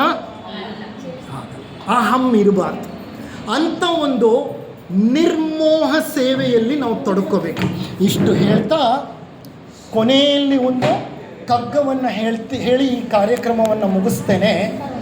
ಮೃತ್ಯುವಿಂ ಭಯವೇಕೆ ದೇಶಾಂತರ ಕೊಯ್ಯುವ ಮಿತ್ರನಾಥಂ, ಚಿತ್ರ ಹೊಸದಿರ್ಪುದಲ್ಲಿ ಸಾತ್ವಿಕದಿ ಬಾಳ್ದವಂಗೆ ಎತ್ತಲೇಂ ಭಯವಿಹುದು, ಸತ್ರ ಹೊಸದಿಹುದು ನಡೆ ಮಂಕುತಿಮ್ಮ. 4 ಸಾಲುಗಳಲ್ಲಿ ಮರಣದ ಪೂರ್ಣ ಅರ್ಥವನ್ನು ಡಿ ವಿ ಗುಂಡಪ್ಪನವ್ರು ಕೊಟ್ಟು ಬಿಡ್ತಾರೆ. ಮೃತ್ಯುವಿಂ ಭಯವೇಕೆ, ಯಾಕಪ್ಪ ಮೃತ್ಯು ಅಂದರೆ ಭಯ ಪಡ್ತೀಯಾ? ದೇಶಾಂತರ ಕೊಯ್ಯುವ ಮಿತ್ರನಾಥಂ. ದೇಶಾಂತರ ಅಂದರೆ ಫಾರಿನ್. ಆ ಡೆತ್ ಅನ್ನೋದು it will take you to foreign country. ದೇಶಾಂತರ ಕೊಯ್ಯುವ ಮಿತ್ರನಾಥಂ ಈಸ್ ಅ ಫ್ರೆಂಡ್. ಎಲ್ಲಿ ಕರ್ಕೊಂಡು ಹೋಗ್ತಿದ್ದಾನೆ ಆ ಫ್ರೆಂಡು ನಿನ್ನನ್ನು? ಈ ದೇಶ ಬಿಟ್ಟು ಇನ್ನೊಂದು ದೇಶಕ್ಕೆ ಕರ್ಕೊಂಡು ಹೋಗ್ತಿದ್ದಾನೆ. ನೀವೇ ಯೋಚನೆ ಮಾಡಿ. ಫಾರಿನ್ಗೆ ಹೋಗ್ತೀವಿ ಅಂದರೆ ಎಲ್ಲ ರೆಡಿ ಆಗಿಬಿಡ್ತೀವ? ಇಲ್ಲ, ಅಲ್ಲಿ ತುಂಬ ಚಳಿ ಇರುತ್ತಂತೆ, ಹೋಗಿ ಥರ್ಮಲ್ಸ್ ತೊಗೊಂಡು ಬರ್ತೀವಿ. ಅಲ್ಲಿ ಹೋದ್ಮೇಲೆ ಯಾವುದೋ ಪ್ರೋಗ್ರಾಮ್ಗೆ ಹೋದರೆ ಸೂಟು ಬೂಟು ಇರಬೇಕಂತೆ, ಸೂಟು ಬೂಟು ತೊಗೊಂಡು ಬರ್ತೀವಿ. ಹೌದಾ ಇಲ್ವಾ? ಒಳ್ಳೊಳ್ಳೆ ಟೈಗಳು, ಒಳ್ಳೊಳ್ಳೆ ಪರಿಕರಗಳನ್ನೆಲ್ಲ ಉಡುಪು ಎಲ್ಲ ತೊಗೊಂಡು ಬರ್ತೀವಿ, ರೆಡಿ ಆಗ್ತೀವಿ. ಸಡಗರದಿಂದ, ಸಂಭ್ರಮದಿಂದ, ಆಸೆಯಿಂದ ರೆಡಿ ಆಗ್ತೀವ ಇಲ್ವಾ? ಮೃತ್ಯುವು ನಿನ್ನನ್ನು ಫಾರಿನ್ ಕಂಟ್ರಿಗೆ ಕರ್ಕೊಂಡು ಹೋಗ್ತಾನೆ. ಹಾಗಾದರೆ ನೀನೇನು ಮಾಡಬೇಕು? ಅದಕ್ಕೆ ಸಿದ್ಧರಾಗಬೇಕು. ಹೇಗೆ ಸಿದ್ಧ ಆಗೋದು? Suit boot ಹಾಕ್ಕೊಂಡಲ್ಲ. ಮೃತ್ಯುವನ್ನು ಫೇಸ್ ಮಾಡಬೇಕಂದ್ರೆ ಪುಣ್ಯವನ್ನು ಸಂಪಾದಿಸುತ್ತಾ ಹೋಗಬೇಕು. ಅದೇ ಸೂಟು ಬೂಟು ನಿಮಗೆ. ಆ ಪುಣ್ಯದ ಕೆಲಸಗಳನ್ನು ಮಾಡಬೇಕು. ಅದಕ್ಕೆ ಅವ್ರು ಹೇಳ್ತಾರೆ ದೇಶಾಂತರ ಕೊಯ್ಯುವ ಮಿತ್ರನಾಥಂ. ಚಿತ್ರ ಹೊಸದಿರ್ಪುದಲ್ಲಿ, ಹೊಸ ಹೊಸ ಚಿತ್ರಗಳು, ಹೊಸ ಹೊಸ ಜನ, ಹೊಸ ಬಿಲ್ಡಿಂಗ್ಗಳು, ಹೊಸ ರಸ್ತೆ. ಸಾತ್ವಿಕದಿ ಬಾಳ್ದವಂಗೆ ಎತ್ತಲೇಂ ಭಯವಿಹುದು. ಯಾವ ವ್ಯಕ್ತಿ ಸಾತ್ವಿಕವಾಗಿ ಬದುಕಿದನೋ, ಒಳ್ಳೆ ರೀತಿಯಲ್ಲಿ ಬದುಕಿದನೋ, ಭಯ ಯಾಕೆ ಬೇಕು ಅವನಿಗೆ? ಒಳ್ಳೆ ರೀತಿಯಲ್ಲಿ ಬದುಕಿದ್ದಾನೆ ಅಂದರೆ ಪುಣ್ಯ ಸಂಪಾದಿಸಿದ್ದಾನೆ. ರಾತ್ರಿ ಊಟಕ್ಕೆ ಕೂತ್ಕೊಂಡಾಗ ಇವತ್ತು ನಾನು ಯಾರಿಗೂ ಮೋಸ ಮಾಡಿಲ್ಲ, ಈ ಅನ್ನ ನಾನು ಕಷ್ಟಪಟ್ಟು ಸಂಪಾದಿಸ್ತಿರೋದು, ಆ ಭಾವ ಬರಬೇಕು ನಿಮ್ಮಲ್ಲಿ. ಕೇಳಿ ಯಾವುದಾದ್ರೂ ಗೌರ್ಮೆಂಟ್ ಆಫೀಸರ್ಗೆ ಆ ಭಾವ ಬರುತ್ತಾ ಅಂತ? 100ರಲ್ಲಿ 99 ಜನಕ್ಕೆ ಬರೋದಿಲ್ಲ ಅದು. ಕಾರಣ ಅವ್ರು ಬೆಳಿಗ್ಗೆಯಿಂದ ಎಷ್ಟೋ ಜನರ ತಲೆ ಹೊಡೆದಿರ್ತಾರೆ. ಎಲ್ಲಿ ಬರುತ್ತೆ? ರಾತ್ರಿ ಊಟಕ್ಕೆ ಕೂತ್ಕೊಂಡಾಗ ಇದು ನಾನು ಕಷ್ಟಪಟ್ಟು ಸಂಪಾದಿಸಿದ ಅನ್ನ ಅನ್ನೋ ಭಾವ ಬರಬೇಕು. Very very important, very very important. ಅದಕ್ಕೆ ಅವ್ರು ಹೇಳ್ತಾರೆ ಸಾತ್ವಿಕದಿ ಬಾಳ್ದವಂಗೆ ಎತ್ತಲೇಂ ಭಯವಿಹುದು, ಸತ್ರ ಹೊಸದಿಹುದು ನಡೆ ಮಂಕುತಿಮ್ಮ. ನಡಿಯಪ್ಪ ಹೊಸ ಛತ್ರ. ಈ ಛತ್ರ ಬಿಟ್ವಿ ಆ ಛತ್ರಕ್ಕೆ ಹೋಗ್ತೀವಿ, ಅಲ್ಲಿ ಬಿಟ್ಟು ಆ ಛತ್ರ ಬಿಟ್ಟು ಇನ್ನೊಂದು ಛತ್ರ. ಬೆಂಗಳೂರಿನ ಸುಭಾಷ್ ನಗರ್ ಗ್ರೌಂಡ್ ಗೊತ್ತಿದೆ ಅಲ್ಲ ನಿಮಗೆ? ಕೆಂಪೇಗೌಡ ಬಸ್ ಸ್ಟೇಷನ್ ಗ್ರೌಂಡು, ಅದು ಧರ್ಮಾಂಬುದಿ ಕೆರೆ. ಆ ಕೆರೆ ಪಕ್ಕದಲ್ಲಿ 2 ಛತ್ರಗಳಿತ್ತು. ಒಂದು ಪೂರ್ಣಯ್ಯನ ಛತ್ರ, ಒಂದು ಗುಬ್ಬಿ ತೋಟದಪ್ಪನ ಛತ್ರ. ಆ 2 ಛತ್ರಗಳು ಬಹಳ ಹಿಂದಿನ ಕಾಲದಲ್ಲಿ ಇದ್ದವು. ಯಾರೇ ಬೆಂಗಳೂರಿಗೆ ಏನೇ ಕೆಲಸಕ್ಕೆ ಬಂದ್ರೂ ಆ ಛತ್ರದಲ್ಲಿ ಎಷ್ಟು ದಿನ ಇರ್ಬೋದು? 3 ದಿನ. 3 ದಿನ ಆದಮೇಲೆ ಹೋಗ್ತಾ ಇರಬೇಕು. ಕಾರಣ ಯಾತ್ರಿಕ, ನೀನು ಯಾತ್ರೆಗೆ ಬಂದಿದೀಯ. ಅಂತಹ ಒಂದು ಛತ್ರ ಈ ಭೂಮಿ. ನಾವು ಹುಟ್ಲಿಕ್ಕೆ ಮೊದಲೇನೆ ತಿನ್ನಕ್ಕೆ ಅನ್ನ ಸೃಷ್ಟಿ ಮಾಡಿದ ಭಗವಂತ. ಅನ್ನ ಸೃಷ್ಟಿ ಆದಮೇಲೆ ನನ್ನನ್ನು ಹುಟ್ಟಿಸ್ದ, ಅಂದರೆ ಮನುಷ್ಯನನ್ನು ಹುಟ್ಟಿಸ್ದ. ಸಸ್ಯಗಳು ಬಂದ ಮೇಲೆ ಮನುಷ್ಯರು ಹುಟ್ಟಿದ್ರು. ಅಂದರೆ ನನಗೆ ಬೇಕಾಗಿರೋ ಅನ್ನ, ನೀರು, ಗಾಳಿ ಎಲ್ಲ ಸೃಷ್ಟಿ ಮಾಡಿ ನನ್ನನ್ನು ಇಲ್ಲಿ ಬಿಟ್ಟ. ಆದರೆ ನನಗೆ ಆ ಭಗವಂತ ನನಗೆ ಮಾಡಿರುವಂತಹ ಉಪಕಾರಕ್ಕೆ ನಾನು ಬೆಲೆಯನ್ನೇ ಕೊಡ್ತಾ ಇಲ್ಲ. ಇದೊಂಥರ ಸುಂದರವಾದ ಛತ್ರ. ಈ ಛತ್ರದಲ್ಲಿ 3 ದಿನ ಕಳೀತು. ಈ ಛತ್ರ ಬಿಟ್ಟು ಮತ್ತೆ ಏನು ಮಾಡ್ತೀನಿ? ಇನ್ನೊಂದು ಛತ್ರಕ್ಕೆ ಹೋಗ್ತೀನಿ. ಅದಕ್ಕೆ ಅವ್ರು ಹೇಳ್ತಾ ಇದ್ದಾರೆ, ಸತ್ರ ಹೊಸದಿಹುದು ನಡೆ ಮಂಕುತಿಮ್ಮ. ಛತ್ರ ಹೊಸದಿದೆಯಪ್ಪ, ನಿನ್ನ ಮೃತ್ಯು ಆಯಿತು, ಹೊಸ ಛತ್ರಕ್ಕೆ ಆರಾಮಾಗಿ ಹೋಗು ಇನ್ನೊಂದು ಫಾರಿನ್ ಕಂಟ್ರಿ. ಮತ್ತಲ್ಲಿ ನೀನು ಬರ್ತೀಯ, ಯಾಕೆಂದರೆ ನೀನು ಹೋಗೋದೇ ಬರೋಕ್ಕೆ, ಬರೋದೇ ಹೋಗೋಕ್ಕೆ. ಇದೇ ಜೀವನ. ಇಷ್ಟು ಹೇಳ್ತಾ, ಮರಣ ಅನ್ನೋದು ಜೀವನದ ಒಂದು ಅವಿಭಾಜ್ಯ ಅಂಗ. ಎಲ್ಲರೂ ಸಾಯಬೇಕು, ಮೃತ್ಯುವಿಗೆ ಹೆದರಬಾರ್ದು. ನಂಬರ್ 2. ನಂಬರ್ 3, ಒಳ್ಳೆಯ ಮೃತ್ಯುವನ್ನು ನಾವು ಪಡೆಯಬೇಕು ಅಂದರೆ ಒಳ್ಳೆಯ ಜೀವನವನ್ನು ನಾವು ನಡೆಸಬೇಕು. These are the 3 important points which design the bottom line of this lecture, and thank you very much for your cooperation.